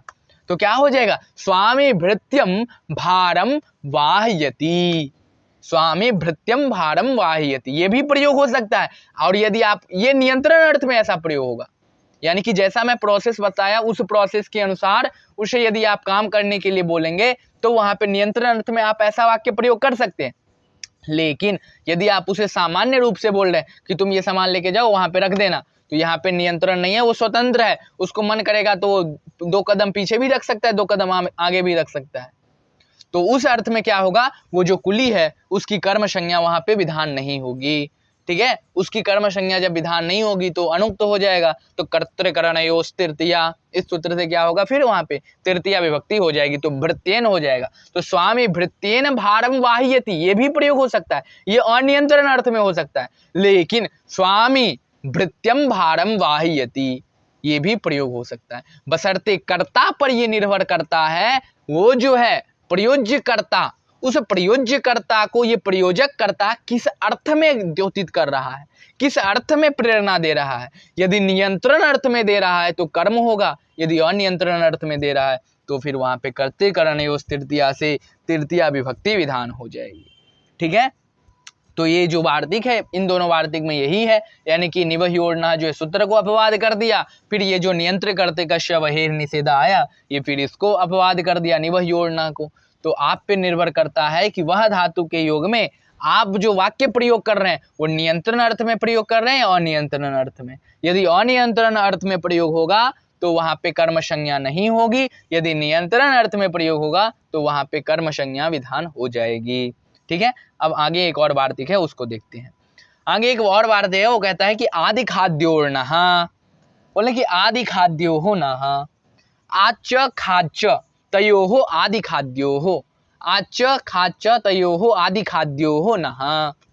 बोलना कि आद धातु और खाद धातु, आद मतलब भक्षण अर्थ में होता है आद धातु का प्रयोग, और खाद धातु भी भक्षण अर्थ में होता है, यानी कि खादति, और आद धातु का भी रूप बनता है अति। ठीक है, तो आद धातु और खाद धातु के योग में निषेध हो जाएगा। ठीक है, आद धातु और खाद धातु के योग में निषेध हो जाएगा, अर्थात जो प्रयोज्य करता है उस प्रयोज्य कर्ता का कर्म संज्ञा नहीं होगा, यानी कि जो अन्यंत अवस्था का करता है उस कर्ता का न्यंत अवस्था में कर्म संज्ञा विधान नहीं होगा। यही ये वार्तिक कहता है। हालांकि आद धातु और खाद धातु दोनों प्रत्यवसानार्थक धातु है, यानी कि भक्षणार्थक धातु है, लेकिन इन दोनों धातु का यहाँ पे निषेध हो जाता है। बोलने कि इन दोनों धातुओं को छोड़कर, यानी कि आद धातु और खाद धातु, इन दोनों को छोड़कर और जो भी आपके पास भक्षणार्थक धातु है, पिबती इत्यादि जो कुछ भी भक्षणार्थक, भक्षयति जो कुछ भी भक्षणार्थक धातु है, यानी कि खाने पीने अर्थ वाली जो कुछ भी धातु है, वहां पे आप प्रयोज्य कर्ता में कर्म संज्ञा कर सकते हैं, अर्थात अन्यंत अवस्था के कर्ता में कर्म संज्ञा कर सकते हैं। लेकिन यदि आद धातु है, खाद धातु है, तो वहां पे कर्म संज्ञा विधान नहीं होगी। आदि खाद्योः नः, आद धातु और खाद धातु के योग में कर्म संज्ञा विधान नहीं होगी। ठीक है ना, वही आगे बता रहे हैं कि आदयति खादयति वा अन्नम बटुना। अब देखिए यहाँ पे क्या है, ये वाक्य बहुत अच्छा है। बटुहु, इसको पहले अन्यंत में कन्वर्ट कर लेते हैं, फिर इसको न्यंत में कर लेंगे। ठीक है, क्या है कि बटुहु अन्नम खादति, बटुहु अन्नम खादति, बटु मतलब होता है बच्चा, बालक, मानवकम। ठीक है, तो बटु जो है अन्न खा रहा है। यहाँ पे क्या है कि बटु, बटु मतलब बच्चा, बच्चा क्या कर रहा है यहाँ पे, अन्न खा रहा है, यानी कि वो अन्न जो है वो अन्न स्वयं खा रहा है। यहाँ पे वो स्वयं खा रहा है तो उसको जैसे मन करेगा वैसे खाएगा, थोड़ा इधर फेंकेगा, थोड़ा उधर फेंकेगा, थोड़ा खाएगा, ऐसे करके वो खाएगा। वहां पे वो स्वतंत्र है, वो जैसा मन करेगा वैसा वो खाएगा, वो स्वतंत्र है वहां पे। तो बटु अन्नम खादति ऐसा प्रयोग है। लेकिन जब इसे हम प्रेरणा अर्थ में ले जाएंगे, यानी कि उसे कोई अन्न खिला रहा है, पहले तो वो स्वयं खा रहा था, लेकिन अब उसे कोई खिला रहा है, तो वहां पे जो खिला रहा है वो प्रयोजक कर्ता होगा, और जो खा रहा है वो प्रयोज्य कर्ता हो जाएगा। तो कौन खिला रहा है, तो माता जी को ले आते हैं। तो माता बटुम अन्नम खादयति, खाद धातु का जब नीच प्रत्यय लगाएंगे तो क्या बन जाएगा, खादयति। तो माता बटुम अन्नम खादयति, यहाँ पे बटुम रूप साधु है, बटुम रूप हो सकता था, क्योंकि सूत्र में कहा गया है कि प्रत्यवसान, यानी कि भक्षणार्थक धातु हो, भोजनार्थक धातु हो, तो वहां पे आप कर्म संज्ञा जो अन्यंतावस्था का करता है उसका कर्म संज्ञा कर सकते हैं। तो बटु जो है वो अन्यंतावस्था का करता था, यानी कि वो पहले स्वतंत्र कर रहा था, अब नीच प्रत्यय लगने के बाद वो अन्यंत का कर्ता हो गया। तो उस अन्यंत कर्ता का यहाँ पे कर्म संज्ञा तो सूत्र से विधान है, और उसका हम लोग कर्म संज्ञा कर रहे हैं। लेकिन ये जो वार्तिक है, ये वार्तिक कहेगा कि आदि खाद्योः नः, बोले कि आद धातु और खाद धातु के योग में जो अन्यंत अवस्था का करता है उस कर्ता का कर्म संज्ञा विधान नहीं होगा। क्या बोले कि आद धातु और खाद धातु, आद धातु और खाद धातु के योग में जो अन्यंत अवस्था का करता है उस कर्ता का कर्म संज्ञा नहीं होगा। इसलिए बटु का कर्म नहीं हो कि उसमें क्या हो गया, फिर करता है तो अनुक्त हो गया, तो कर्तृकरणयोस् तृतीया से तृतीया हो गया। तो माता बटुना अन्नम खादयति, माता बटुना अन्नम खादयति। वैसे ही दूसरा वाक्य है आद धातु का, माता यहाँ पे बटुम अन्नम अत्ति। ठीक है, बटु अन्नम अत्ति, यानी कि अत्ति का अर्थ होता है खाने, खाने अर्थ में आद धातु का प्रयोग होता है। तो बटु जो है अन्न खा रहा है, अब यहाँ पे भी वैसा ही प्रयोग है। अब बटु को फिर कोई अन्न खिला रहा है, कौन खिला रहा है, तो माता जी खिला रही हैं। तो माता यहाँ पे क्या हो जाएगा, प्रयोजक कर्ता, और बटु हो जाएगा यहाँ पे प्रयोज्य कर्ता। यहाँ पे भी आद धातु भक्षणार्थक धातु है, यहाँ पे भी गति बुद्धि प्रत्यवसानार्थ सूत्र से कर्म संज्ञा प्राप्त था, लेकिन यह आदि खाद्योः नः इस सूत्र से यहाँ पे निषेध हो जाएगा, और निषेध होने के कारण यहाँ पे कर्म नहीं हो कि बटु में क्या हो गया, तृतीया विभक्ति हो गई, कर्तृकरणयोस् तृतीया। तो माता बटुना अन्नम आदयति, माता बटुना अन्नम खादयति व माता बटुना अन्नम आदयति। अर्थात यदि भोजनार्थक धातु हो आद और खाद, तो इन दोनों धातु के योग में कर्म संज्ञा विधान नहीं होती है, अर्थात जो अन्यंत अवस्था का कर्ता है उस कर्ता में कर्म संज्ञा विहित नहीं होता है। ठीक है, ये वार्तिक इतना ही कहता है। तो आदि खाद्योड़ना आप लोगों को मेरे ख्याल से समझ में आ गया होगा। अब एक और वार्तिक आता है इसके बाद। ये जो सूत्र है ना, इसमें आपको बहुत वार्तिक मिलेगा, 6-7 वार्तिक मिल जाएगा ऑटोमेटिक यहाँ पे 6-7 वार्तिक आपको मिल जाएगा। और प्रत्येक वार्तिक का विशिष्ट अर्थ है यहाँ पे, ऐसा नहीं है कि नॉर्मल वार्तिक है ये, प्रत्येक वार्तिक का एक विशिष्ट अर्थ है यहाँ पे, और विशिष्ट अर्थ के साथ ही ये वार्तिक यहाँ पे आ रहे हैं।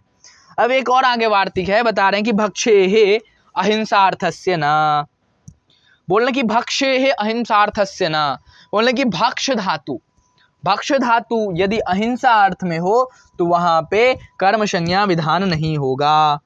ठीक है, भक्ष धातु किस अर्थ में हो? अहिंसा अर्थ में, हिंसा नहीं अहिंसा अर्थ में, तो वहां पे क्या होगा? कर्म संज्ञा विधान नहीं होगा। अब भक्ष धातु जो है ये एक प्रकार का भक्षणार्थक धातु यानी कि भोजनार्थक धातु है। तो यदि भक्ष धातु होगा तो भक्ष धातु के योग में आप जो है गतिबुद्धि प्रत्यवसान अर्थ में अन्यंत अवस्था का जो कर्ता है उस कर्ता का न्यंत अवस्था में तो कर्म संज्ञा कर सकते हैं ना, लेकिन यहाँ पे बता रहे कि भक्ष धातु का कर्म संज्ञा होगा। हम बोल रहे हैं भक्ष धातु का जो अन्यंत अवस्था का कर्ता है उस कर्ता का कर्म संज्ञा होगा, लेकिन अहिंसा अर्थ में कर्म संज्ञा नहीं होगा। भक्षेह अहिंसा अर्थस्य ना, भक्ष धातु के योग में यदि अहिंसा अर्थ में भक्ष धातु का प्रयोग है, एक भक्ष धातु हिंसा अर्थ में होता है, एक अहिंसा अर्थ में। अब मान लीजिए अहिंसा कब होगा और हिंसा कब होगा? हिंसा होगा कि आप भक्षण कर रहे हैं, भक्षण मतलब मांस मदिरा जो कुछ मिला भक्षण कर रहे हैं, तो ये हो जाता है यहाँ पे हिंसा। अब भक्षण कर रहे हैं, ठीक है, भक्षण कर रहे हैं। अब कोई पका हुआ चीज जैसे कि आप पका आम खा रहे हैं तो पके आम का आप भक्षण कर रहे हैं, तो यहाँ पे ये अहिंसा हो रही है। लेकिन आप कच्चा आम तोड़े एकदम दबा दब खाने लगे तो ये यहाँ पे हिंसा है, ये यहाँ पे हिंसा है। अब खेत में चावल है, ठीक है, खेत में धान्य है, अब धान्य भी कच्चा ही है, अब उसको धान्य को काट के ले आए, एकदम कच्चा धान है उसको काट के लिए और आराम से जो हुआ वो बना के खा लिए, तो ये यहाँ पे हिंसा है। लेकिन वही धान जब पक जाता है, जब वो चावल के तौर पे परिवर्तित होता है, तो वहां पे हिंसा नहीं है, वो वहां पे अहिंसा है। तो वही बता रहे हैं कि यदि भक्ष धातु अहिंसा अर्थ में हो यानी कि हिंसा अर्थ में नहीं हो तो वहां पे कर्म संज्ञा विधान हो जाती है। वही यदि हिंसा अर्थ में भक्ष धातु यदि अहिंसा अर्थ में हो तो कर्म संज्ञा विधान नहीं होती। भक्षेहे अहिंसा अर्थस्य नः, भक्ष धातु यदि अहिंसा अर्थ में हो तो वहां पे कर्म संज्ञा विधान नहीं होती है। ठीक है, तो ये जो वार्तिक है इस वार्तिक का मूल भाव यही है, यदि भक्ष धातु अहिंसा अर्थ में प्रयोग है, हिंसा अर्थ में, हिंसा का क्या अर्थ होता है? हिंसा का अर्थ होता है पीड़ा देना, दुख देना। यदि बिना पीड़ा दिए हुए, बिना दुख दिए यदि आप भक्ष धातु का प्रयोग कर रहे हैं, भक्षण कर रहे हैं, तो वहां पे क्या होती है? कर्म संज्ञा विधान नहीं होती है, यानी कि भक्षेहे अहिंसा अर्थस्य न, यदि भक्ष धातु अहिंसा अर्थ में हो तो वहां पे कर्म संज्ञा अन्यंत का जो कर्ता है उस कर्ता में नहीं होता है। वही बता रहे हैं कि भक्ष धातु यदि अहिंसा अर्थ में हो तो कर्म नहीं होगा, लेकिन यदि हिंसा अर्थ में है तो कर्म हो जाएगा। वही बता रहे हैं आगे कि भक्षयति अन्नम बटुना, बटु अन्नम भक्षयति, ठीक है, बटु जो है वो अन्नम भक्षयति, बटु यहाँ पे अन्न खा रहा है, तो बटु जो है यहाँ पे क्या है? करता है, और ये यहाँ पे अपनी क्रिया के द्वारा वो स्वतंत्र है। लेकिन यदि उसे कोई नियंत्रण कर रहा है, ठीक है, वो यहाँ पे स्वतंत्र है, उसको जैसा मन करेगा वो वैसा अन्न को खाएगा। लेकिन यदि बटु को कोई नियंत्रण करेगा, ठीक है, यदि कोई बटु को नियंत्रण कर रहा है, यदि उसको कोई खिला रहा है, तो वहां फिर वो क्या हो जाएगा? प्रेरणा अर्थ में हो जाएगा। ठीक है, बटु पहले स्वतंत्र था लेकिन अब उसे कोई प्रेरित करके खिला रहा है, तो प्रेरणा अर्थ में जो खिलाएगा, जो कर्ता दूसरा आएगा, उसमें उस अर्थ में क्या हो जाएगा? धातु में नीच प्रत्यय लग जाएगा। तो बटुहु अन्नम भक्षयति, बटु अन्नम भक्षयति, बटु यहाँ पे करता है और अन्न यहाँ पे कर्म है और भक्षयति क्रिया है। अब बटु को कोई अन्न खिला रहा है, कौन आ रहा है? माता जी को ले आते हैं, तो माता बटुम अन्नम भक्षयति, माता बटुम अन्नम भक्षयति, माता जो है बच्चे को अन्न खिला रही है।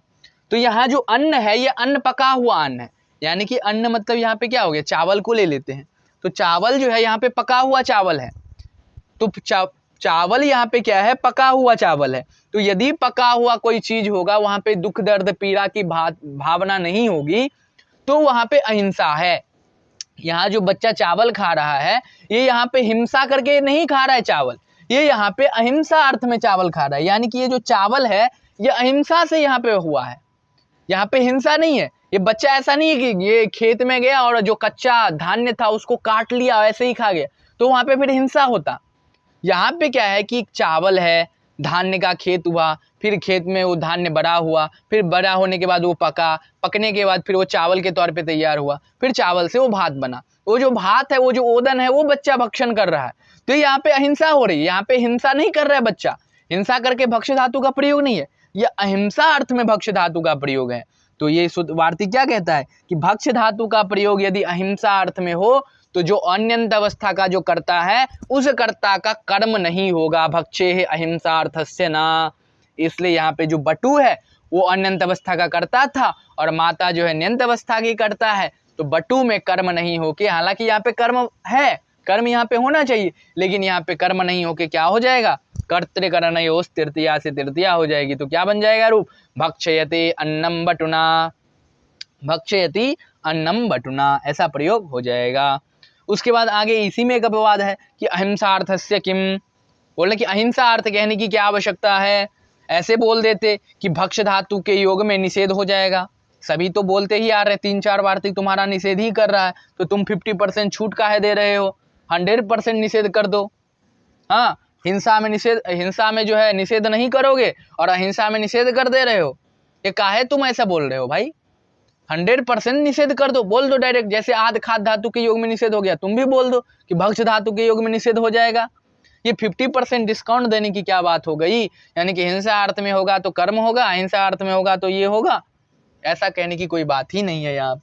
यहाँ पे आपको ऐसे ही बोलना चाहिए कि भक्ष्य धातु के योग में जो है निषेध हो जाएगा। अहिंसा अर्थस्य किम, अहिंसा अर्थ कहने की क्या आवश्यकता है, तो बोलने की भक्षयति बलिवर्दान सस्यम।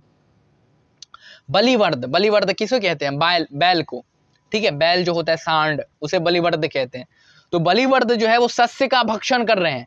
सस्य मतलब होता है जो घात, क्या बोलते हैं उसको, खेत में जो रहता है ना, हरा हरा धान्य हो गया या गेहूं हो गया, उसी को सस्य कहते हैं, यानी कि घास, ग्रास, ठीक है, उस घास यानी कि ग्रास को सस्य कहते हैं।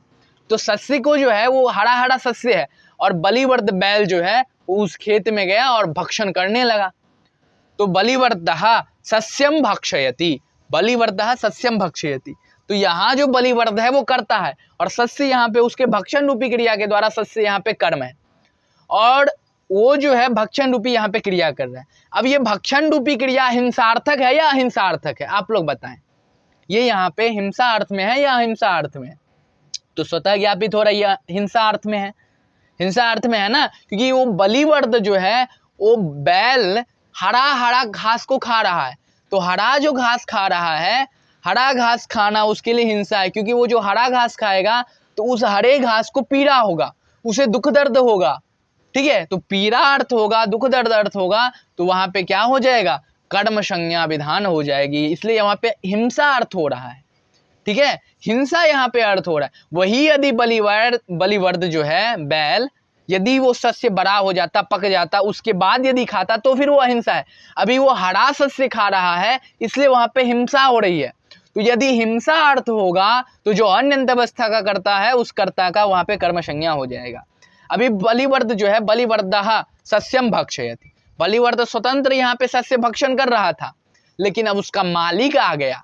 अब मालिक जो है उसे भक्षण करवा रहा है, मालिक जो है उसे अब भक्षण करवा रहा है कि तुम जो है चलो इस खेत में चलो, इस खेत में चलो, ऐसे करके उसको भक्षण करवा रहा है। तो मालिक यहाँ पे क्या हो जाएगा, प्रयोजक कर्ता हो जाएगा। मालिक यहाँ पे उसे प्रेरणा दे रहा है कि चलो भाई तुम उस खेत में जाके खाना, उस खेत में ज्यादा बड़ा हो गया, उस खेत में जाके खाना, उस खेत में ज्यादा छोटा है, ऐसे करके जो प्रेरणा दे रहा है वो मालिक है। तो मालिक यहाँ पे प्रयोजक कर्ता हो गया, यानी कि नियंत्र का कर्ता हो गया। प्रेरणा अर्थ में यहाँ पे जो धातु है भक्ष धातु, उसमें नीच प्रत्यय लगाएंगे तो क्या रूप बन जाएगा, भक्षयति। तो स्वामी बलिवर्दम शस्यम भक्षयति। अब बलिवर्द बहुत ज्यादा है, तो बलिवर्द बहुत ज्यादा है तो बहुवचन में प्रयोग कर लो, तो बलिवर्दान, ठीक है, स्वामी बलिवरदान सस्यम भक्षयति। तो यदि भक्ष धातु हिंसा अर्थ में प्रयोग है तो अन्यंत का जो कर्ता है उस कर्ता का कर्म हो जाएगा, लेकिन यदि अहिंसा अर्थ में है तो कर्म विधान नहीं होगा। ठीक है, यदि अहिंसा अर्थ में है तो कर्म विधान नहीं होगा। ये सूत्र जो है यहाँ तक, ये अपना ये जो वार्तिक है ये यहाँ तक कहता है कि इस अर्थ में यहाँ पे कर्म विधान नहीं होगा, यानी कि अहिंसा अर्थ में कर्म विधान नहीं होगा, हालांकि हिंसा अर्थ में आप कर्म विधान कर सकते हैं। ठीक है, ठीक है। तो ये वार्तिक जो है यहाँ तक आपको अपना जो मूल स्वरूप है, इसका मूल जो अर्थ है, शब्द का जो अर्थ है, मुझे आशा है कि आप लोग इस वार्तिक का अर्थ समझ गए होंगे। ये कहता है कि भक्ष धातु यदि अहिंसा अर्थ में हो तो उसका कर्म संज्ञा नहीं होगा, वही फिर यदि हिंसा अर्थ में प्रयोग हो रहा है तो कर्म संज्ञा हो जाएगा। जैसे भक्षयति अन्नम बटुना, यहाँ पे अहिंसा अर्थ में है तो बटु में कर्म नहीं होके कर्तृकरणयोस् तृतीया से तृतीया विधान हो गया। वही यदि फिर अहिंसा अर्थ में है तो भक्षयति बलिवरदान सस्यम, बलिवरदान सस्यम भक्षयति कहा तो स्वामी बलिवरदान सस्यम भक्षयति। यदि हिंसा अर्थ में होगा तो कर्म विधान हो जाएगा जो अन्यंत का करता है, यदि फिर वही अहिंसा अर्थ में है तो कर्म विधान नहीं होगा। ठीक है, उसके बाद एक और वार्तिक आ रहा है, कह रहा है कि जलपति प्रवृत्ति नाम उपसंख्यानम। बोले जलपति प्रवृत्ति नाम उपसंख्यानम, एक गण होता है ना, पाणिनि के उणादिगंध ऐसे करके बहुत सारे गण पाठ हैं। तो गण पाठ में एक जलपति प्रवृत्ति है, जल्प एक गण है, उस गण में कुछ धातु का वहाँ पे गण है, ग्रहण है, जल्प भास इत्यादि धातु का वहाँ पे ग्रहण है। ठीक है, तो बोल रहे हैं कि जल्प इत्यादि जो धातु है इन धातुओं के योग में भी कर्म संज्ञा बोलनी चाहिए। उपसंख्यानम नाम वक्तव्यम। बोल रहे कि जल्प इत्यादि जो धातु के गण है, जल्प जो गण है, जल्प प्रवृत्ति जो है, उस प्रवृत्ति में उस गण में जितने भी धातु हैं उन धातु के योग में भी कर्म संज्ञा होती है, ऐसा आपको सूत्र में बोलना चाहिए था, लेकिन आप नहीं बोले, तो उस अर्थ में भी कर्म संज्ञा होगी। वही बता रहे हैं कि जलपति प्रवृत्ति नाम उपसंख्यान, अर्थात जल्प भास इत्यादि धातु के योग में जो अन्यंत अवस्था का करता है उसका कर्म संज्ञा होता है। जल्प का वही अर्थ होता है बोलना, जल्प मतलब जलपति, जलपति का क्या अर्थ होता है बोलना। बालकः जलपति, बालकः भाषते, तो इस अर्थ में क्या होता है वहां पे बालकः जलपति, बालकः भाषते मानी कि वहां पे बात कर रहा है, यानी कि बोलने अर्थ में सब धातु का प्रयोग है। यहाँ पे जितना भी है वहां पे बोलने अर्थ में धातु का प्रयोग है। ठीक है, तो बोलने की जलपति इत्यादि गण में जो कुछ भी धातु है उन धातु के योग में भी कर्म संज्ञा विधान होती है, ऐसा आपको बोलना चाहिए। उदाहरण दे रहे हैं आगे, जल्पयति भाषयति वा धर्मम पुत्रम देवदत्तः। अब यहाँ पे देखिए दो धातु का उदाहरण दे रहे हैं, जल्प धातु और भाष धातु का। ठीक है, जल्प धातु और भाष धातु का। तो यहाँ पे क्या है कि जल्पयति, जलपति, पुत्रः धर्मम जलपति व भाषते। पुत्र एक एक करके देख लेते हैं। पुत्रः धर्मम जलपति, पुत्र जो है, मान लीजिए कि कोई एक पिता है और उसका एक पुत्र है। ठीक है, और पिता जो है वो नैतिक कर्म युक्त है, आध्यात्मिक है, और पुत्र होगा तो अनुवांशिक गुण होगा ही, पुत्र में स्वतः अनुवांशिक गुण आ जाता है। तो पुत्र भी उसी प्रकार से है। तो पुत्र जो है वो धर्म के बारे में बोल रहा है। ठीक है, पुत्रः धर्मम भाषते, यानी कि वो धर्म के बारे में अभी बोल रहा है, स्वतंत्र है अभी वो। धर्म के बारे में भी कौन बोल रहा है? पुत्र बोल रहा है। ठीक है, धर्म के बारे में भी कौन बोल रहा है? पुत्र बोल रहा है। धर्म के बारे में भी कौन भाषण कर रहा है? पुत्र भाषण कर रहा है। तो पुत्रः धर्मम भाषते। अब यदि पुत्र को कोई प्रेरित करेगा कि तुम धर्म के बारे में भाषण करो, धर्म के बारे में बोलो, तो जो प्रेरित करेगा वो प्रयोजक कर्ता हो जाएगा। और प्रेरणा अर्थ में क्या होती है हम लोग को पता है, निच प्रत्यय लग जाएगा। तो भास धातु से निच प्रत्यय लगाएंगे तो क्या रूप बन जाएगा? भासयति। अब कौन उसे प्रेरित कर रहा है? पुत्र को। तो पिता कर रहा है। तो पिता, पुत्र जो है, पुत्र यहाँ पे अन्यंत का करता है।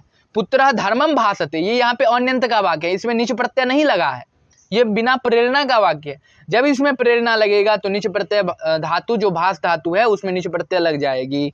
ठीक है, जो भास धातु है उस धातु में निच प्रत्यय लग जाएगी, तो प्रेरणा अर्थ में लगती है। तो अन्यंत का जो कर्ता पुत्र है, उस पुत्र का न्यंत अवस्था में यदि जल्प और भास धातु का प्रयोग हो रहा है तो कर्म संज्ञा हो जाएगा। इसलिए पिता पुत्रम धर्मम भासयति। पिता जो है पुत्र को, पिता क्या है? पुत्र को धर्म के बारे में बोलने के लिए कहता है।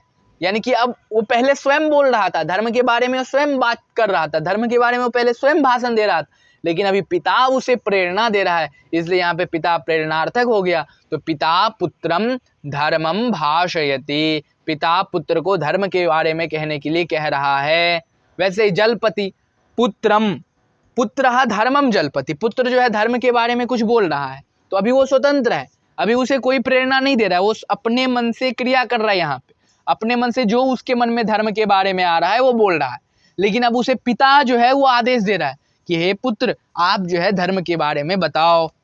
तो पुत्र को जो है अब पिता प्रेरणा दे रहा है, तो जब प्रेरणार्थ द्योतित होगा तो वहां पे क्या हो जाएगी, कर्म संज्ञा विधान हो जाएगी। किसकी, जो अनंत अवस्था की कर्ता पुत्र है उस पुत्र का कर्म विधान हो जाएगा। तो जब कर्म विधान होगा तो क्या हो जाएगा, पिता पुत्रम धर्मम जल्पयति, पिता पुत्रम धर्मम भाषयति, ऐसा करके आप प्रयोग कर सकते हैं। अर्थात जल्प इत्यादि गण में जो धातु है, जल्प धातु, भास धातु, ऐसे धातु के योग में कर्म संज्ञा विधान होती है। जो अनंत अवस्था का करता है उस कर्ता का अनंत अवस्था में कर्म विधान हो जाता है।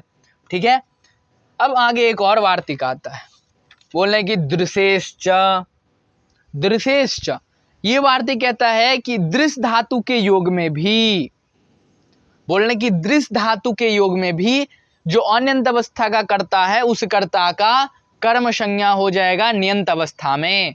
यानी कि जो अनिच प्रत्यय लगे हुए जो करता है, यानी कि अनिच विधान हुआ जो करता है, उस कर्ता का जब निच विधान होता है क्रिया में, तब उस कर्ता का क्या हो जाएगा, कर्म संज्ञा विधान हो जाता है। वही बता रहे हैं, दृश धातु के योग में भी, दृश धातु दृशेश्च, यानी कि दृश धातु के योग में जो अन्यंत अवस्था का करता है उस कर्ता का न्यंत अवस्था में, यानी निच प्रत्यय लगने के बाद प्रेरणार्थ में उस कर्ता का कर्म संज्ञा विधान हो जाएगा। ठीक है, उस कर्ता का क्या हो जाएगा, कर्म संज्ञा विधान हो जाएगा। ये वार्तिक वही कहता है कि दृश धातु के योग में। तो उदाहरण दे रहे हैं कि दर्शयति हरिम भक्तान, अब भक्ताः हरिम पश्यन्ति, भक्ताः हरिम पश्यन्ति, भक्त जो है ना वो हरि को देखते हैं। और हरि को तो आप देख नहीं सकते हैं, हरि को देखना बहुत नामुमकिन सी बात है, लेकिन भक्त में इतनी ताकत होती है कि वो हरि को, क्या ब्रह्मांड में ऐसी कोई वस्तु नहीं है जिसमें आप लग जाएंगे तो उसका वो आपको नहीं मिल पाएगा। ठीक है ना, तो भक्त भी ऐसे ही होते हैं। कुछ ऐसे भक्त होते हैं यदि वो चाह लेंगे कि मुझे हरि चाहिए तो पा लेते हैं हरि को। और आज के युग में भी ऐसे भक्त हैं, कलयुग आ गया तो ऐसा नहीं है कि भक्त का लोप हो गया, बहुत सारे ऐसे भक्त मिलते हैं, यदि वो चाह लेंगे कि मुझे हरि चाहिए तो हरि को पा के ही रहते हैं। ठीक है ना, तो ऐसे ही कुछ यहाँ पे भक्त हैं, वो क्या कर रहे हैं यहाँ पे, भक्ताः हरिम पश्यन्ति, भक्त लोग जो हैं वो हरि को देखते हैं। तो हरि को देखते हैं, उदाहरण के तौर पे महाभारत का एक कहानी ले लेते हैं, हालांकि टाइम बहुत ज़्यादा हो गया तो हम शॉर्ट में ही बता देते हैं कि जब भगवान कृष्ण शांति दूत बनकर आए थे तो वहाँ पे जब उसे दुर्योधन बांधने के लिए गया था, बांधने के लिए गया था ना, तो बांधने के लिए जब गया था तो भगवान विष्णु का इतना बड़ा विराट रूप हो गया कि उसे कोई देख ही नहीं पाया, इतना उससे उजाला निकला, इतना उससे चमकदार रोशनी निकली कि उन्हें कोई देख ही नहीं पाया, और फिर वहां से वो गायब हो गए थे। लेकिन उस अवस्था में भी कुछ ऐसे वहां पे मानव थे, कुछ ऐसे वहां पे देवगण थे जो प्रभु को दर्शन कर लिए, कुछ ऐसे वहां पे देवगण थे, ऋषि महर्षि थे जिन्होंने प्रभु का दर्शन किया। ठीक है, तो वही उसी का यहाँ पे उदाहरण लेते हैं कि भक्ताः हरिम पश्यन्ति, भक्त जो है हरि को देखते हैं। भक्त क्या कर रहे हैं, हरि को देखते हैं। तो भक्त यहाँ पे हरि को देख रहे हैं। अब वहां पे जो महाभारत की सभा में कुछ ऐसे ऋषिगण थे वो हरि को देख रहे थे, भक्ताः हरिम पश्यन्ति। अब उस भक्त को कोई प्रेरणा दे के हरि को दिखला रहा है। भक्त पहले स्वयं हरि को देख रहा था, अब भक्त को कोई प्रेरणा दे रहा है कि आप हरि को देखो, भक्त को कोई प्रेरणा दे रहा है कि आप हरि को देखो। तो उस अर्थ में क्या हो जाता है, वहां पे कर्म संज्ञा हो जाती है, यानी प्रेरणा अर्थ में जो अन्यंत अवस्था का कर्ता है उस कर्ता का कर्म हो जाएगा। जैसे उदाहरण के तौर पे देख लीजिए, भक्ताः हरिम पश्यन्ति, भक्त जो है हरि को देखते हैं। अब भक्त को जो है कोई अन्य व्यक्ति बोल रहा है कि आप हरि को देखिए, भक्त को भी कोई अन्य व्यक्ति बोल रहा है हरि को देखने के लिए। जो अन्य व्यक्ति बोल रहा है उस अर्थ में वहां पे क्या हो जाएगी, कर्म संज्ञा विधान हो जाएगी। ठीक है, भक्ताः हरिम पश्यन्ति। अब भक्त को जो प्रेरित कर रहा है, कौन प्रेरित कर रहा है, तो मान लेते हैं किसी को स्वामी को मान लेते हैं, तो स्वामी भक्तान हरिम दर्शयति, दृश्य धातु है, तो दृश्य धातु से जब निच प्रत्यय लगता है तो क्या रूप बन जाता है, दर्शयति। तो स्वामी भक्तान हरिम दर्शयति ऐसा प्रयोग हो जाएगा। स्वामी यहाँ पे न्यंत का करता है और अन्यंत का करता भक्त था, उसका कर्म संज्ञा हो गया। क्यों हुआ, क्योंकि दृश्य धातु का प्रयोग है। हालांकि सूत्र में दृश्य धातु का प्रयोग नहीं है। एक गति बुद्धि प्रत्यवसानार्थ शब्द कर्म कर्म का नामनि कर्ता सनो, सूत्र से यहाँ पे कर्म संज्ञा विधान नहीं हुई है। यदि परीक्षा में आपको पूछ दे कि दर्शयति हरिम भक्तान, अत्र भक्त शब्दे केन सूत्रेण व केन वार्तिकेन कर्म संज्ञा जातः, उदाहरण दे देगा वहां पे आपको दृशेश्च गति बुद्धि प्रत्यवसानार्थ, उसके बाद दे देगा आपको ये निवह्योर्णः आदि खाद्योर्णः। तो क्या लगाएंगे वहां पे, गति बुद्धि प्रत्यवसान नहीं लगाना, वहां पे दृशेश्च लगाना है। दृशेश्च सूत्र से यहाँ पे कर्म संज्ञा हो रही है, ठीक है ना, इसलिए यहाँ पे दृशेश्च सूत्र को रखना है। तो भक्तान हरिम दर्शयति, कहा दर्शयति, स्वामी भक्तान हरिम दर्शयति। अब लेकिन यहाँ पे एक प्रसंग अब आ रहा है। अब प्रसंग तो बड़ा है तो प्रसंग एक आ जाता है। हालांकि ये पाठ मुझे लगता है कि थोड़ा लंबा चलेगा, लेकिन मैं प्रयास करूंगा कि ये पाठ शीघ्र अतिशीघ्र समाप्त हो। तो यहाँ पे प्रसंग ये है कि दृश्य धातु जो है, दृश्य धातु देखने अर्थ में होता है, ठीक है ना। दृश्य धातु समझने वाली बात है, यहाँ पे ध्यान से समझिएगा, थोड़ा भी मिस होगा तो ये कॉन्सेप्ट आप नहीं समझ पाएंगे, ठीक है। तो बढ़ते हैं आगे। दृश्य धातु जो है, दृश्य एक प्रकार की ज्ञानार्थक धातु है, ठीक है। दृश्य जो धातु है, दृश्य धातु कैसी धातु है, ज्ञानार्थक धातु। क्यों ज्ञानार्थक है वो मैं आप लोगों से पूछ रहा हूं। हमारे शरीर में 5 ज्ञानेंद्रिय होती है ना, 5 ज्ञानेंद्रिय होती है, श्रवण, पश्यन, जिह्वा, त्वचा, ये श्वास, ये सब 5 ये ज्ञानेंद्रिय है। यानी कि हम सूंघ के भी ज्ञान करते हैं, देखकर भी ज्ञान प्राप्त करते हैं, सुनकर भी ज्ञान प्राप्त करते हैं, जिह्वा से भी ज्ञान प्राप्त करते हैं, और त्वचा में जब स्पर्श होता है तो उससे भी हम ज्ञान प्राप्त करते हैं। तो बता रहे हैं यहाँ पे जो दृश्य धातु है तो ज्ञानार्थक धातु है प्रभु। दृश्य धातु जो है, ये दृश्य धातु तो ज्ञानार्थक धातु है। आपको ये दृश्यश्च वार्ति कहने ही नहीं थी, ऐसा कोई यहाँ पे आलोचना कर रहे हैं। ये जो दृश्य धातु है, ये दृश्य धातु एक प्रकार की ज्ञानार्थक धातु है। और यदि कोई ज्ञानार्थक धातु होगा तो गति बुद्धि प्रत्यवसानार्थ शब्द कर्म कर्म का नामनि कर्ता सनो, सूत्र से ही यहाँ पे कर्म संज्ञा प्राप्त है। क्योंकि सूत्र में एक पद निहित है, क्या है, तो बुद्ध्यर्थक, गति बुद्धि। तो बुद्ध्यर्थक यदि धातु है तो वहां पे कर्म संज्ञा विधान हो जाएगी अन्यंत अवस्था की कर्ता का। तो यहाँ पे तो सूत्र से ही कर्म संज्ञा प्राप्त है। यहाँ पे आपको दृश्यश्च वार्ति कहने की कोई आवश्यकता नहीं थी। आप ये वार्ति क्यों बोले, ऐसे कोई आलोचना कर रहे हैं। क्योंकि दृश्य, श्रव्य, उसके बाद स्पर्श, ये सब जो धातुएं हैं ये सब तो ज्ञानार्थक धातु है ना, इससे मुझे ज्ञान तो प्राप्त होता है ना। ये बुद्ध्यर्थक धातु हुआ या नहीं हुआ, ये बुद्ध्यर्थक धातु है ही ना। तो दृश्य धातु भी एक प्रकार का बुद्ध्यर्थक है, जिघ्र घ्राण धातु भी एक प्रकार का बुद्ध्यर्थक ही धातु है, स्पर्श, ये सब बुद्ध्यर्थक धातु है। तो यहाँ पे दृश्य धातु बुद्ध्यर्थक है, यहाँ पे आपको नहीं कहना चाहिए था।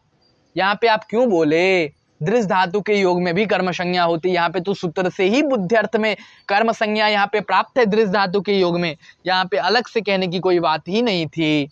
तो बता रहे हैं आगे अब समाधान क्या दे रहे हैं कि सूत्रे ज्ञान सामान्य अर्थानामेव ग्रहणम न तो तद विशेष अर्थानाम इत्यनेन ज्ञाप्यते। बोलने की सूत्रे ज्ञान सामान्य अर्थानामेव ग्रहणम, बोलने की ये जो सूत्र आप पढ़े हो, इस सूत्र में ज्ञान सामान्य अर्थ वाले जो धातु हैं उसी धातु का ग्रहण है। सूत्रे ज्ञान सामान्य अर्थानामेव ग्रहणम, अर्थात तस्मिन् सूत्रे नाम गति बुद्धि प्रत्यवसानार्थ शब्द कर्म कर्म का नामनि कर्ता सुनो इत्यस्मिन् सूत्रे यद बुद्धि पदमत्र प्रयुक्तम अत्र ज्ञान सामान्यर्थानां ये धातवः सन्ति तेषां धातूनामेव ग्रहणम ना तो तद विशेष अर्थानाम। बोले कि इस सूत्र में ये जो आप सूत्र पढ़े हो उसमें ज्ञान सामान्य अर्थ वाले जो धातु हैं, अर्थात जो मूल रूप से ज्ञान शब्द अर्थ वाले जो धातु हैं, ज्ञान अर्थ वाले जो धातु हैं, उससे विशेष नहीं, मूल रूप से ज्ञान ही, ज्ञान से विशेष नहीं। अब ज्ञान किससे आपको होता है उसमें नहीं, जो मूल रूप से ज्ञान धातु है, ज्ञान धातु है, उस ज्ञान अर्थ वाले धातु की ही वहां पे बुद्धि अर्थ में ग्रहण की गई है, ना तो उससे विशेष। आप बोलेंगे जिग्र घ्राण धातु में कर दो, श्रवण अर्थ में कर दो श्रावयति, श्रृणोति इस अर्थ में कर दो श्रु धातु में, तो ये सब आपके यहाँ पे नहीं होगा। ठीक है, इन सब के योग में नहीं होगा। सूत्र में जो बुद्धि अर्थ में कहा गया, बुद्धि मतलब ज्ञान, तो ज्ञान अर्थ वाले केवल धातु, उससे विशेष नहीं। अब ज्ञान आपको किससे हो रहा है, उस अर्थ में जिस धातु का प्रयोग करें उसमें नहीं होगा। अब ज्ञान किससे हो रहा है, तो दृश्य से हो रहा है, तो पश्य दृश्य धातु में आप कर्म संज्ञा, इस दृश्य धातु का प्रयोग करके आप कर्म संज्ञा कर देंगे, इस अर्थ में तो नहीं होगा, कदापि नहीं होगा। जो मूल रूप से ज्ञान सामान्य अर्थ वाले धातु हैं उसी में होगा। ये नहीं कि ज्ञान सामान्य अर्थ का किससे बोध होता है, ज्ञान सामान्य अर्थ का जिससे बोध होता है उस धातु में नहीं होगा। जो मूल रूप से ज्ञान सामान्य अर्थ का ही बोध कराता है, ठीक है ना, उसमें ही होगा वहां पे कर्म संज्ञा। और न्यंत अवस्था का जो करता है उस कर्ता का न्यंत अवस्था में कर्म संज्ञा होगा। ये नहीं कि उससे जो विशेष अर्थ बताएं उसमें भी हम कर्म संज्ञा कर दें, श्रव धातु है, घ्राण धातु है, तो इन सब धातु के योग में नहीं होगा। वही बता रहे हैं ना कि सूत्रे ज्ञान सामान्य अर्थानाम एवं ग्रहणम न तो तद विशेष अर्थानाम इत्यनेन ज्ञाप्यते। बोलने कि इससे ये ज्ञापित होती है कि उससे विशेष अर्थ वाले जो धातु हैं, यानी कि केवल ज्ञान नहीं, ज्ञान बोध कराने वाले जो विशेष अर्थ वाले धातु हैं, उस विशेष अर्थ वाले का ग्रहण नहीं होगा। ना तो तद विशेष अर्थानाम, उसे विशेष अर्थ वाले का ग्रहण नहीं होगा। इत्यनेन ज्ञाप्यते, इससे ये ज्ञापित होती है। ठीक है, आगे उदाहरण दे रहे हैं, तेरा स्मरति जिग्रति इत्यादि नाम तु न। बोले कि स्मरति जिग्रति, स्मरण करता है, यहाँ पे स्मरण रूपी क्रिया हो रही है, लेकिन ये स्मरण रूपी क्रिया मूल रूप से ज्ञानार्थक नहीं है। ये आप स्मरण के द्वारा ज्ञान प्राप्त कर रहे हैं, तो स्मरण आपका यहाँ पे साधन हो रहा है ज्ञान प्राप्त करने में। आप किसी चीज का स्मरण कर रहे हैं, मान लीजिए कि आप हरि का स्मरण कर रहे हैं, तो हरि का जो आप स्मरण कर रहे हैं, तो स्मरण के द्वारा हरि के विषय में आप ज्ञान प्राप्त कर रहे हैं, तो ये आपके साधन हो गया, ये आपका मूल धातु नहीं है, ये मूल आपका ज्ञान अर्थ वाला धातु नहीं। मूल ज्ञान क्या हो गया, मया हरिम ज्ञातम, यहाँ पे जो ज्ञात धातु होगा, जो हरि के विषय में मुझे ज्ञान हो गया, ये ज्ञान अर्थ वाले जो धातु होंगे मूल रूप से, उसी का यहाँ पे बुद्धि अर्थ में प्रयोग है। ना तो उससे विषय स्मरण के द्वारा आप हरि के विषय में ज्ञान कर रहे हैं, ये यहाँ पे प्रयोग नहीं होगा। ठीक है ना, वही आगे बता रहे हैं कि जिग्रति, जिग्र मतलब तो सूंघना, सूंघने के बाद आप ज्ञान प्राप्त करते हैं, तो सूंघना आपका एक ज्ञान प्राप्त करने में एक साधन है। बुद्धि में जो ज्ञान होती है उस ज्ञान प्राप्त करने में आपका ये जो सूंघना है एक साधन है, तो इसमें कर्म संज्ञा नहीं होगी। स्मरति जिग्रति इत्यादि नाम तो ना, ऐसे अर्थ वाले जो धातु होंगे उसमें तो कदापि नहीं होगा। जो मूल रूप से ज्ञान सामान्य अर्थ वाला होगा उसमें ही कर्म संज्ञा विधान होगा। जैसे वहां पे विद धातु था, विद ज्ञाने, विद धातु कस्मिन अर्थे आसीत् तत्र, विद ज्ञान, ज्ञान अर्थ में था, वहां पे स्वे विदंती, अपने लोग वेद के बारे में जानते हैं। अब वेद के बारे में जानते हैं, कैसे जानते हैं, किसके द्वारा जानते हैं, दृश्य के द्वारा भी जानते हैं, श्रव्य के द्वारा भी जानते हैं, देखकर भी वेद के बारे में जानते हैं, सुनकर भी वेद के बारे में जानते हैं। तो ये देखना, सुनना, बोलना, ये सब जो धातु है ये सब उसके विशेष अर्थ वाले धातु हैं, लेकिन मूल धातु जो है वो विद धातु है। ठीक है ना, तो विद धातु के योग में वहां पे कर्म संज्ञा हुआ था, यानी कि वो ज्ञान विशेष अर्थ वाला था, यानी कि सामान्य ज्ञान अर्थ वाला था, उससे विशेष अर्थ जो बताएगा उसमें तो नहीं होगा, इसलिए यहाँ पे नहीं होगा। जैसे उदाहरण के तौर पे बता रहे हैं, स्मार्यति घ्राप्यति वा देवदत्तेन। अब देवदत्तः स्मरति, देवदत्तः जिघ्रति, यहाँ पे देवदत्तः जिघ्रति, देवदत्तः किम स्मरति, हरिम स्मरति, देवदत्तः किम जिघ्रति, देवदत्तः व्यंजनम जिघ्रति। तो ऐसे अर्थ में जो है इन धातु के योग में आप जो है अन्यंत का जो कर्ता देवदत्त है उसका अन्यंत अवस्था में कर्म नहीं कर सकते हैं। ठीक है, इसलिए बता रहे हैं कि देवदत्तः जिघ्रति, देवदत्त सूंघता है, अब उसे कोई सूंघवाता है, कौन सूंघवाता है, तो मान लीजिए यज्ञदत्त, तो यज्ञदत्तः देवदत्तम नहीं होके यहाँ पे देवदत्तेन होगा, क्योंकि ये विशेष अर्थ वाले धातु हैं। ये जो जिघ्र धातु है, घ्राण धातु है, ये यहाँ पे विशेष अर्थ वाले हैं, इसलिए इसकी कर्म संज्ञा विधान नहीं होगी। ठीक है, तो क्या हो जाएगा यहाँ पे अनंत कर्ता का, तो करण है यहाँ पे कर्तृकरण योज तृतीया से यहाँ पे अनुक्त अर्थ में तृतीया हो जाएगी, तो क्या रूप बन जाएगा, तो यज्ञ दत्तः देवदत्तेन क्या हो जाएगा, कि घ्रापयति, वैसे ही प्रयोग दूसरा हो जाएगा, स्मरति का स्मारयति, यज्ञदत्ता देवदत्तेन स्मारयति, ऐसा प्रयोग आपका हो जाएगा। उसके बाद एक और वार्तिक है, ठीक है। यहाँ तक जो मुझे लगता है कि आपका कॉन्सेप्ट क्लियर हो जाएगा। अब इस पाठ का ये जो है अंतिम वार्तिक है, इस वार्तिक को देखेंगे, उसके बाद इस पाठ को जो है अंत करेंगे। इस पाठ का अंतिम वार्तिक बता रहा है कि शब्दायतेर्नः, बोले शब्दायते है नहा, बोले कि शब्दायते, शब्दाय धातु के योग में प्रयोग नहीं होगा, शब्दाय धातु के योग में कर्म संज्ञा नहीं होगी। शब्दाय धातु जो प्रयोग बनता है उसका ऐसे प्रयोग बनता है कि शब्दम करोति थी शब्दायति, शब्दम कर, नाम धातु में इसका प्रयोग होता है, शब्दाय धातु है। शब्दाय धातु में यहाँ जो कर्म है, कर्म धातु के साथ ही युक्त है।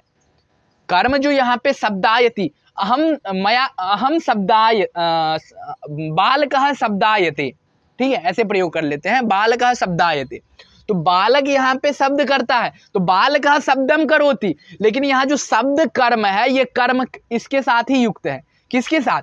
धातु के साथ ही युक्त है। तो धातु के साथ जब कर्म युक्त हो जाता है तो वहां पे अकर्मक वो धातु बन जाती है। वो धातु वहां पे क्या बनती है? अकर्मक धातु। यदि धातु के साथ कर्म युक्त है तो वो धातु अकर्मक हो जाएगी। तो यहाँ पे शब्दायति जो धातु है वो यहाँ पे अकर्मक हो जाएगी। पुत्रम कामयति थी पुत्र कामये, पुत्र कामये जो धातु है, पुत्रम कामयति, यहाँ पे पुत्र यहाँ पे कर्म है, लेकिन कर्म धातु के साथ प्रयोग हो जाता है। तो उस अर्थ में वहां पे क्या हो जाता है, नाम धातु में वो अकर्मक धातु ये बन जाती है। तो ये शब्दाय धातु है, ये अकर्मक धातु है। बोले कि अकर्मक धातु के योग में तो भाई कर्म संज्ञा होती है। आप बताए थे कि गति बुद्धि प्रत्यवसानार्थ शब्द कर्म कर्म का नामनी करता सुनो, तो अकर्मक धातु के योग में तो कर्म संज्ञा होती है। तो फिर यहाँ पे क्यों नहीं होगी कर्म संज्ञा? अर्थात जो अन्यंत अवस्था का कर्ता है उस कर्ता का न्यंत अवस्था में कर्म संज्ञा क्यों नहीं होगी, वही आगे आपको बताएगा। पहले उदाहरण देख लेते हैं कि शब्दायते है नहा, शब्दाय धातु के योग में कर्म नहीं होगा। शब्दायति देवदत्तेना, देवदत्तेना शब्दायति, देवदत्तः शब्दायति, शब्दायति निज प्रत्यय लगने के बाद भी शब्दायति ही रूप बनता है। नाम धातु में ऐसे ही शब्दायति भी उसका रूप बनता है, दोनों सेम ही है। निज प्रत्यय लगने के बाद ही शब्दायति बनता है और उससे पहले भी उसका रूप शब्दायति ही चलता है। तो देवदत्तः शब्दायति, देवदत्तः शब्दायति अर्थात देवदत्तः शब्दम करोति। यहाँ पे शब्द भिन्न हो जाता है कर्म से, लेकिन कर्म जो है धातु के साथ युक्त है। तो जब कर्म धातु के साथ युक्त हो जाता है तो अकर्मक धातु कहलाता है, ठीक है ना। तो देवदत्तः शब्दायति, तो देवदत्तः यहाँ पे क्या है? कर्ता है, और शब्दायति यहाँ पे क्या है? धातु, शब्दाय धातु है। तो देवदत्त यहाँ जो कर्ता है, इस कर्ता ये अनंत का करता है। देवदत्त शब्द करता है, यानी कि हल्ला करता है, शब्द बोल रहा है, हल्ला कर रहा है, ठीक है। अब देवदत्त से कोई शब्द करवा रहा है, कौन करवा रहे? तो यज्ञदत्त को ले आए। तो यज्ञदत्तः देवदत्तम शब्दायति इति प्रयोगः न, प्रयोग किम तत्र यज्ञदत्तः देवदत्तेन शब्दायति, ठीक है। यज्ञदत्तः देवदत्तेन शब्दायति, यज्ञदत्तः देवदत्तेन शब्दायति, यज्ञदत्त जो है यहाँ पे देवदत्त के द्वारा शब्द करवा रहा है, ठीक है। तो यहाँ पे शब्द जो कर्म है वो कर्म धातु के साथ ही युक्त है, और यहाँ पे शब्दाय धातु का प्रयोग है, इसलिए यहाँ पे देवदत्त जो कर्ता था अनंत अवस्था का कर्ता, उस कर्ता का न्यंत अवस्था में कर्म संज्ञा विधान नहीं हुआ, ठीक है। वही आगे अब इसको बता रहे हैं इसके बारे में कि धात्वर्थ संगृहित कर्मत्वेन अकर्मकत्वात् प्राप्ति। बोले कि धात्वर्थ संगृहित कर्मत्वेन अकर्मकत्वात् प्राप्ति, बोले धात्वर्थ में, धातु में ही यदि संग्रहित हो जाए कर्म, यदि धातु के साथ ही कर्म मिल जाए, धात्वर्थ संग्रहित कर्मत्वेन अकर्मकत्वात् प्राप्ति, यदि धातु के साथ ही कर्म मिल जाए, ठीक है, यदि कोई धातु है उस धातु के साथ ही कर्म मिल जाए तो धातु जो होता है वो अकर्मक बन जाता है, ठीक है। वो धातु क्या बनता है? वो धातु वहां पे अकर्मक धातु बन जाता है, अकर्मकत्वात् प्राप्ति, उसकी वहां पे अकर्मक की प्राप्ति हो जाती है, ठीक है। वही बता रहे हैं। तो यहाँ पे शब्दाय धातु जो है वो अकर्मक धातु है, ये यहाँ पे सकर्मक नहीं है, अकर्मक धातु। भले ही यहाँ पे आपको शब्द जो है ये कर्म दिख रहा है, लेकिन ये शब्द जो है ये अकर्मक है। क्यों अकर्मक है? क्योंकि शब्द जो है ये कर्म धातु के साथ मिल गया। वही बता रहे हैं ना कि धात्वर्थ संग्रहित कर्मत्वेन अकर्मत्वात् प्राप्ति, यदि धातु के साथ कर्म संग्रहित हो जाता है, मिल जाता है, तो फिर अकर्मक की प्राप्ति होती है, ठीक है। अब यहाँ पे बता रहे हैं कि ये साम देश कालादि भिन्नम कर्मम न संभवती ते अत्र अकर्मका।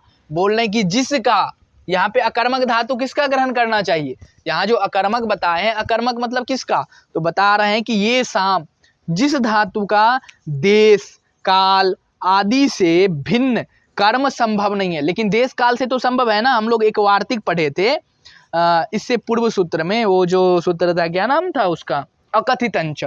अकथितंच में एक सूत्र पढ़े थे ना, अकर्मक धातुर्भिर्योगे देशः कालो भावो गंतव्योध्वाच कर्म संज्ञक इति वाच्यम। अर्थात अकर्मक धातु के योग में जो देश या कालवाची शब्द या भाववाची शब्द या गंतव्य मार्गवाची शब्द, इसकी कर्म संज्ञा होती है इस वार्तिक से।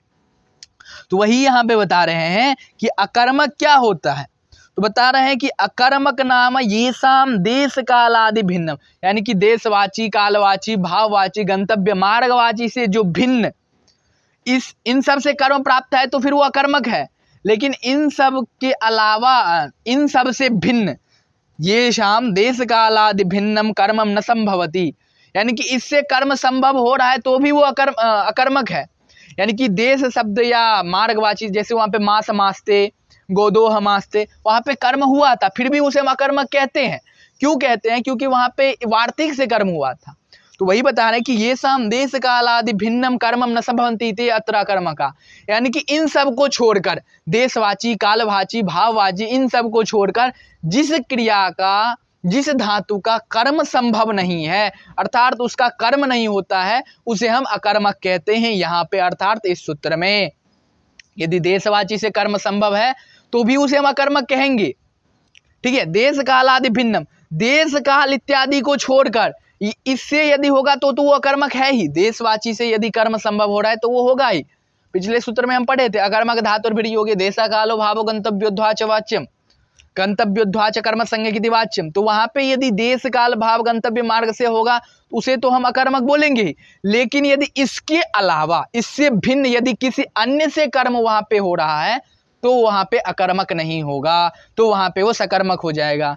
हालांकि देश काल से यदि कर्म संभव है तो वहां पे वो कर्मक ही कहलाएगा। लेकिन इसके अलावा अन्य से, देश काल आदि से छोड़कर, इससे भिन्न से यदि कर्म संभव है तो वहां पे अकर्मक नहीं होकर सकर्मक हो जाएगा।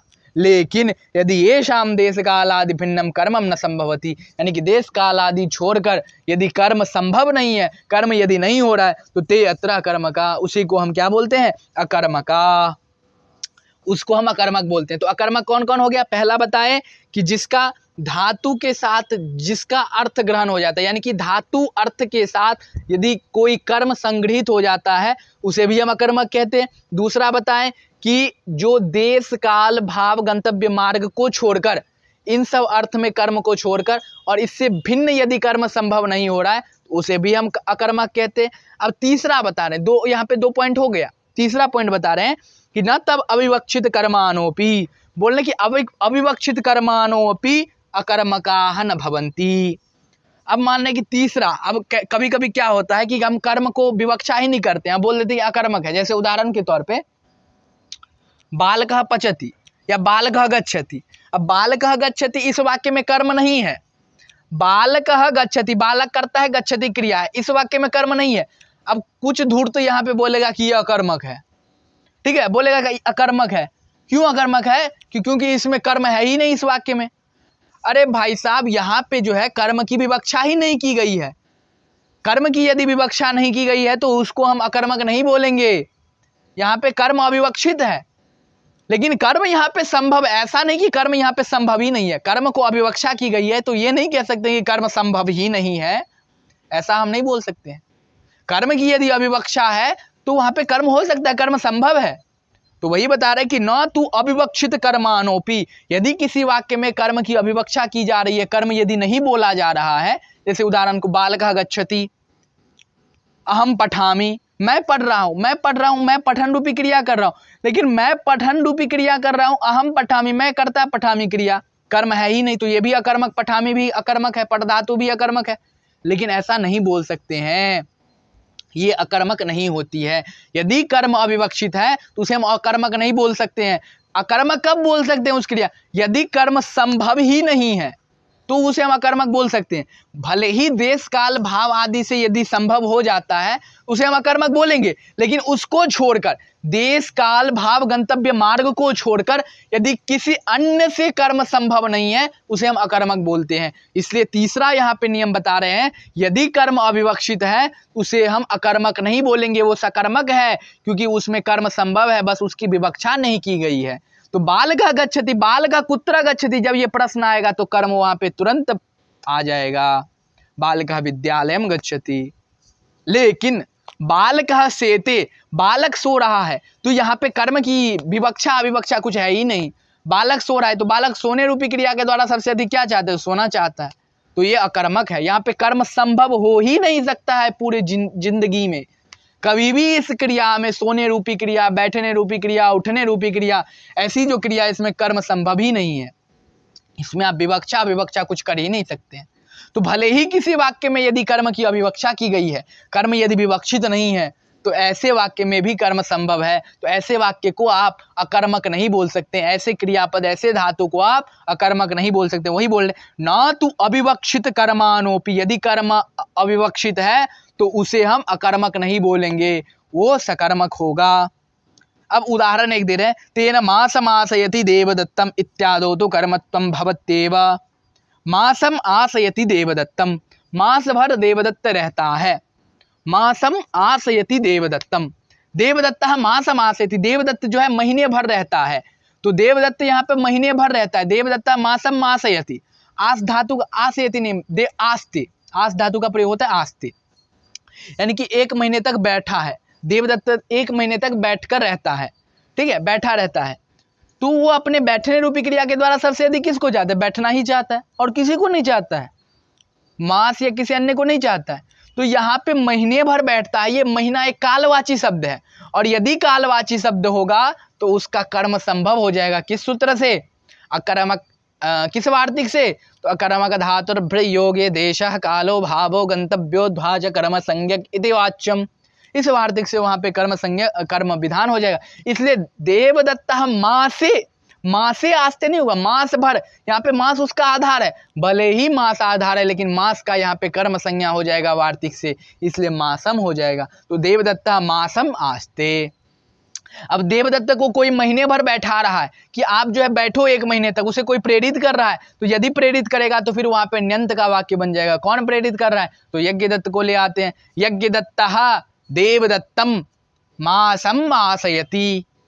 यहाँ पे अब क्या हो गया, जो अनंत अवस्था का कर्ता था देवदत्त, उस देवदत्त का यहाँ पे कर्म संज्ञा हो गया। तो देवदत्तम मासम आसयति यज्ञदत्तः, यज्ञदत्तः देवदत्तम मासम आसयति, यज्ञदत्त जो है वो देवदत्त को 1 महीने तक बैठा कर रखते हैं। इत्यादो कर्मत्वम भवति, बोलने की ऐसे जो क्या बोलते हैं, ऐसे जो उदाहरण है, ऐसे उदाहरण में मास काल भाव गंतव्य मार्ग ऐसे योग में कर्म संभव है, फिर भी ये अकर्मक धातु है। कर्म संभव है लेकिन फिर भी ये अकर्मक है। क्यों अकर्मक है, क्योंकि यहाँ पे कर्म जो है, कर्म की विवक्षा की जा रही है, इसलिए अकर्मक धातु है। तो मास देश काल आदि से भिन्न जो होगा उसमें यदि कर्म संभव नहीं है तो उसे हम अकर्मक कहते हैं, ठीक है। कर्मत्वम भवति इत्यादि तो कर्मत्वम भवति, इसमें कर्म होता है लेकिन फिर भी ये अकर्मक धातु है। कर्मत्वम भवति तेन मासमासयति देवदत्तम इत्यादि तो कर्मत्वम भवति। पुनरपि अयम आश धातु अकर्मकम, ये आस धातु जो है अकर्मक है, ठीक है। फिर भी ये आस धातु क्या है, अकर्मक धातु। भले ही इसमें मास जो कालवाची शब्द है इसका आप पूर्व वार्तिक से अकर्मक धातु और भ्रयोगे से यहाँ पे आप कर्म संज्ञा कर लें, लेकिन फिर भी ये जो है आस धातु अकर्मक है। उसके बाद आगे एक और उदाहरण दे रहे हैं, देवदत्तेन पाचयति इत्यादो तु न।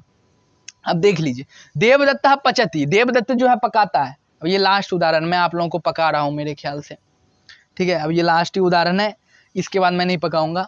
तो देवदत्तः पचति, देवदत्त पकाता है, इसमें कर्म कहा ही नहीं है। देवदत्त क्या पकाता है भाई, कोई पूछा, लेकिन कोई पूछा ही नहीं, देवदत्तः पचति। अब देवदत्तः ऐसा पचति कहीं पे वाक्य प्रयोग है, अब कोई धूर्त वहां पे आके बोल रहा है कि इसमें कर्म नहीं बोला गया है, देवदत्ता किम पचति, यहाँ पे कर्म बोला ही नहीं गया कि देवदत्ता व्यंजनम पचति व ओदनम पचति, कुछ नहीं कहा गया है, तो ये अकर्मक हो गया। कोई बोल रहा है यहाँ पे कर्म इस वाक्य में नहीं है, तो इसलिए ये वाक्य जो है अकर्मक हो गया। कोई व्यक्ति यहाँ पे बोल रहा है, कोई धूर्त व्यक्ति यहाँ पे ऐसा जब प्रसंग कर रहा है कि ये यहाँ पे कर्म नहीं बोला है तो ये अकर्मक है, और इसके योग में आप जो है अन्यंत का जो अब अन्यंत में यदि प्रयोग करेंगे तो इस देवदत्त में है आप कर्म संज्ञा कीजिए, देवदत्त में आप कर्म संज्ञा कीजिए, लेकिन यहाँ पे कर्म विधान ही नहीं होगा। ठीक है, यहाँ पे कर्म विधान नहीं होगा। क्यों विधान नहीं होगा? क्योंकि यहाँ जो कर्म है कर्म की अविवक्षा की गई है, लेकिन ऐसा थोड़ी है कि कर्म संभव ही नहीं है। कर्म तो संभव है लेकिन कर्म की अविवक्षा की गई है, कर्म यहाँ पे बोला नहीं गया है। लेकिन ऐसा नहीं कि कर्म संभव नहीं, कर्म संभव है। देवदत्ता किम पचति, जब ऐसा प्रश्न होगा तो कर्म स्वतः वहां पे उपस्थापित हो जाएगा। देवदत्ता ओदनम पचति, इसलिए कर्म संभव है लेकिन कर्म की विवक्षा नहीं की जा रही है। बालकः गच्छति, बालकः गच्छति इसमें कर्म नहीं है, लेकिन जब विवक्षा हम इसमें ऐसा नहीं बोल सकते कि कर्म संभव नहीं है, कर्म संभव है लेकिन विवक्षा नहीं की जा रही है। बालकः पठति, बालकः पठति वाक्य सही है, इसमें भी कर्म है लेकिन कर्म की विवक्षा नहीं कर रहे हैं। तो यदि कर्म की विवक्षा नहीं कर रहे हैं तो इसे हम अकर्मक बोल दें, ऐसा उचित नहीं है। इससे बोल रहे हैं, पहले ही बोल दिए ना तो अविवक्षित कर्मानोपि, यदि अविवक्षित कर्म है, कर्म यदि वाक्य में नहीं कहा गया है तो उसे हम अकर्मक नहीं बोलेंगे। इसलिए यहाँ पे जो है ये अकर्मक के योग में इसमें कर्म संज्ञा नहीं हुई।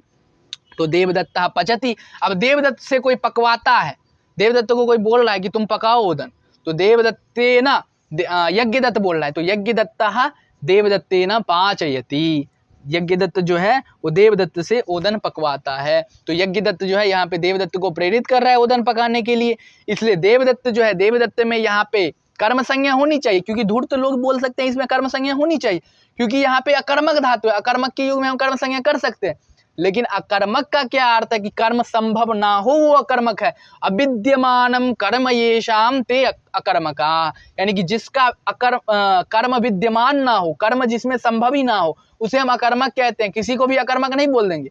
अब वाक्य में कर्म की विवक्षा नहीं की गई है तो उसे हम अकर्मक बोल देंगे, वो अकर्मक नहीं है।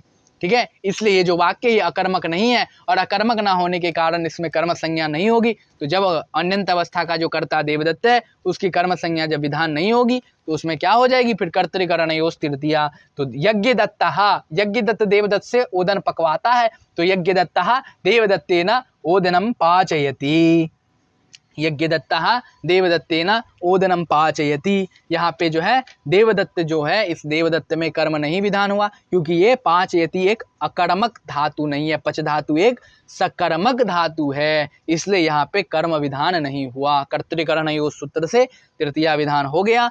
तो यज्ञदत्तः देवदत्तेन पाचयति इत्यादौ तु न, इस अर्थ में इसको अकर्मक मानकर आप इसमें कर्म संज्ञा नहीं कर सकते हैं। तो बोले इत्यादि इत्यादयः ये वाक्याः भवन्ति, तेषु वाक्येषु अयं प्रयोगः एव करणीयः, न तु तत्र कर्म प्रयोगः। वहाँ पे कर्म प्रयोग नहीं करना है, वहाँ पे तृतीया ही विधान करना है जो अन्यंत का करता है। ठीक है, मुझे आशा है कि आप लोगों को ये जो पाठ है, हालांकि ये पाठ जो है आज की बहुत बड़ी हो गई, मुझे आशा है कि आप लोगों को ये पाठ अच्छे से समझ में आ गया होगा।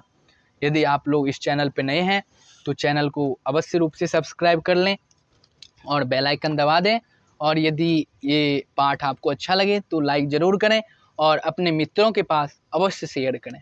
तब तक के लिए बहुत बहुत धन्यवाद। पुनः अग्रिम पाठ में अग्रिम सूत्र से पुनः उपस्थित होंगे, तब तक के लिए पुनः एक बार धन्यवाद।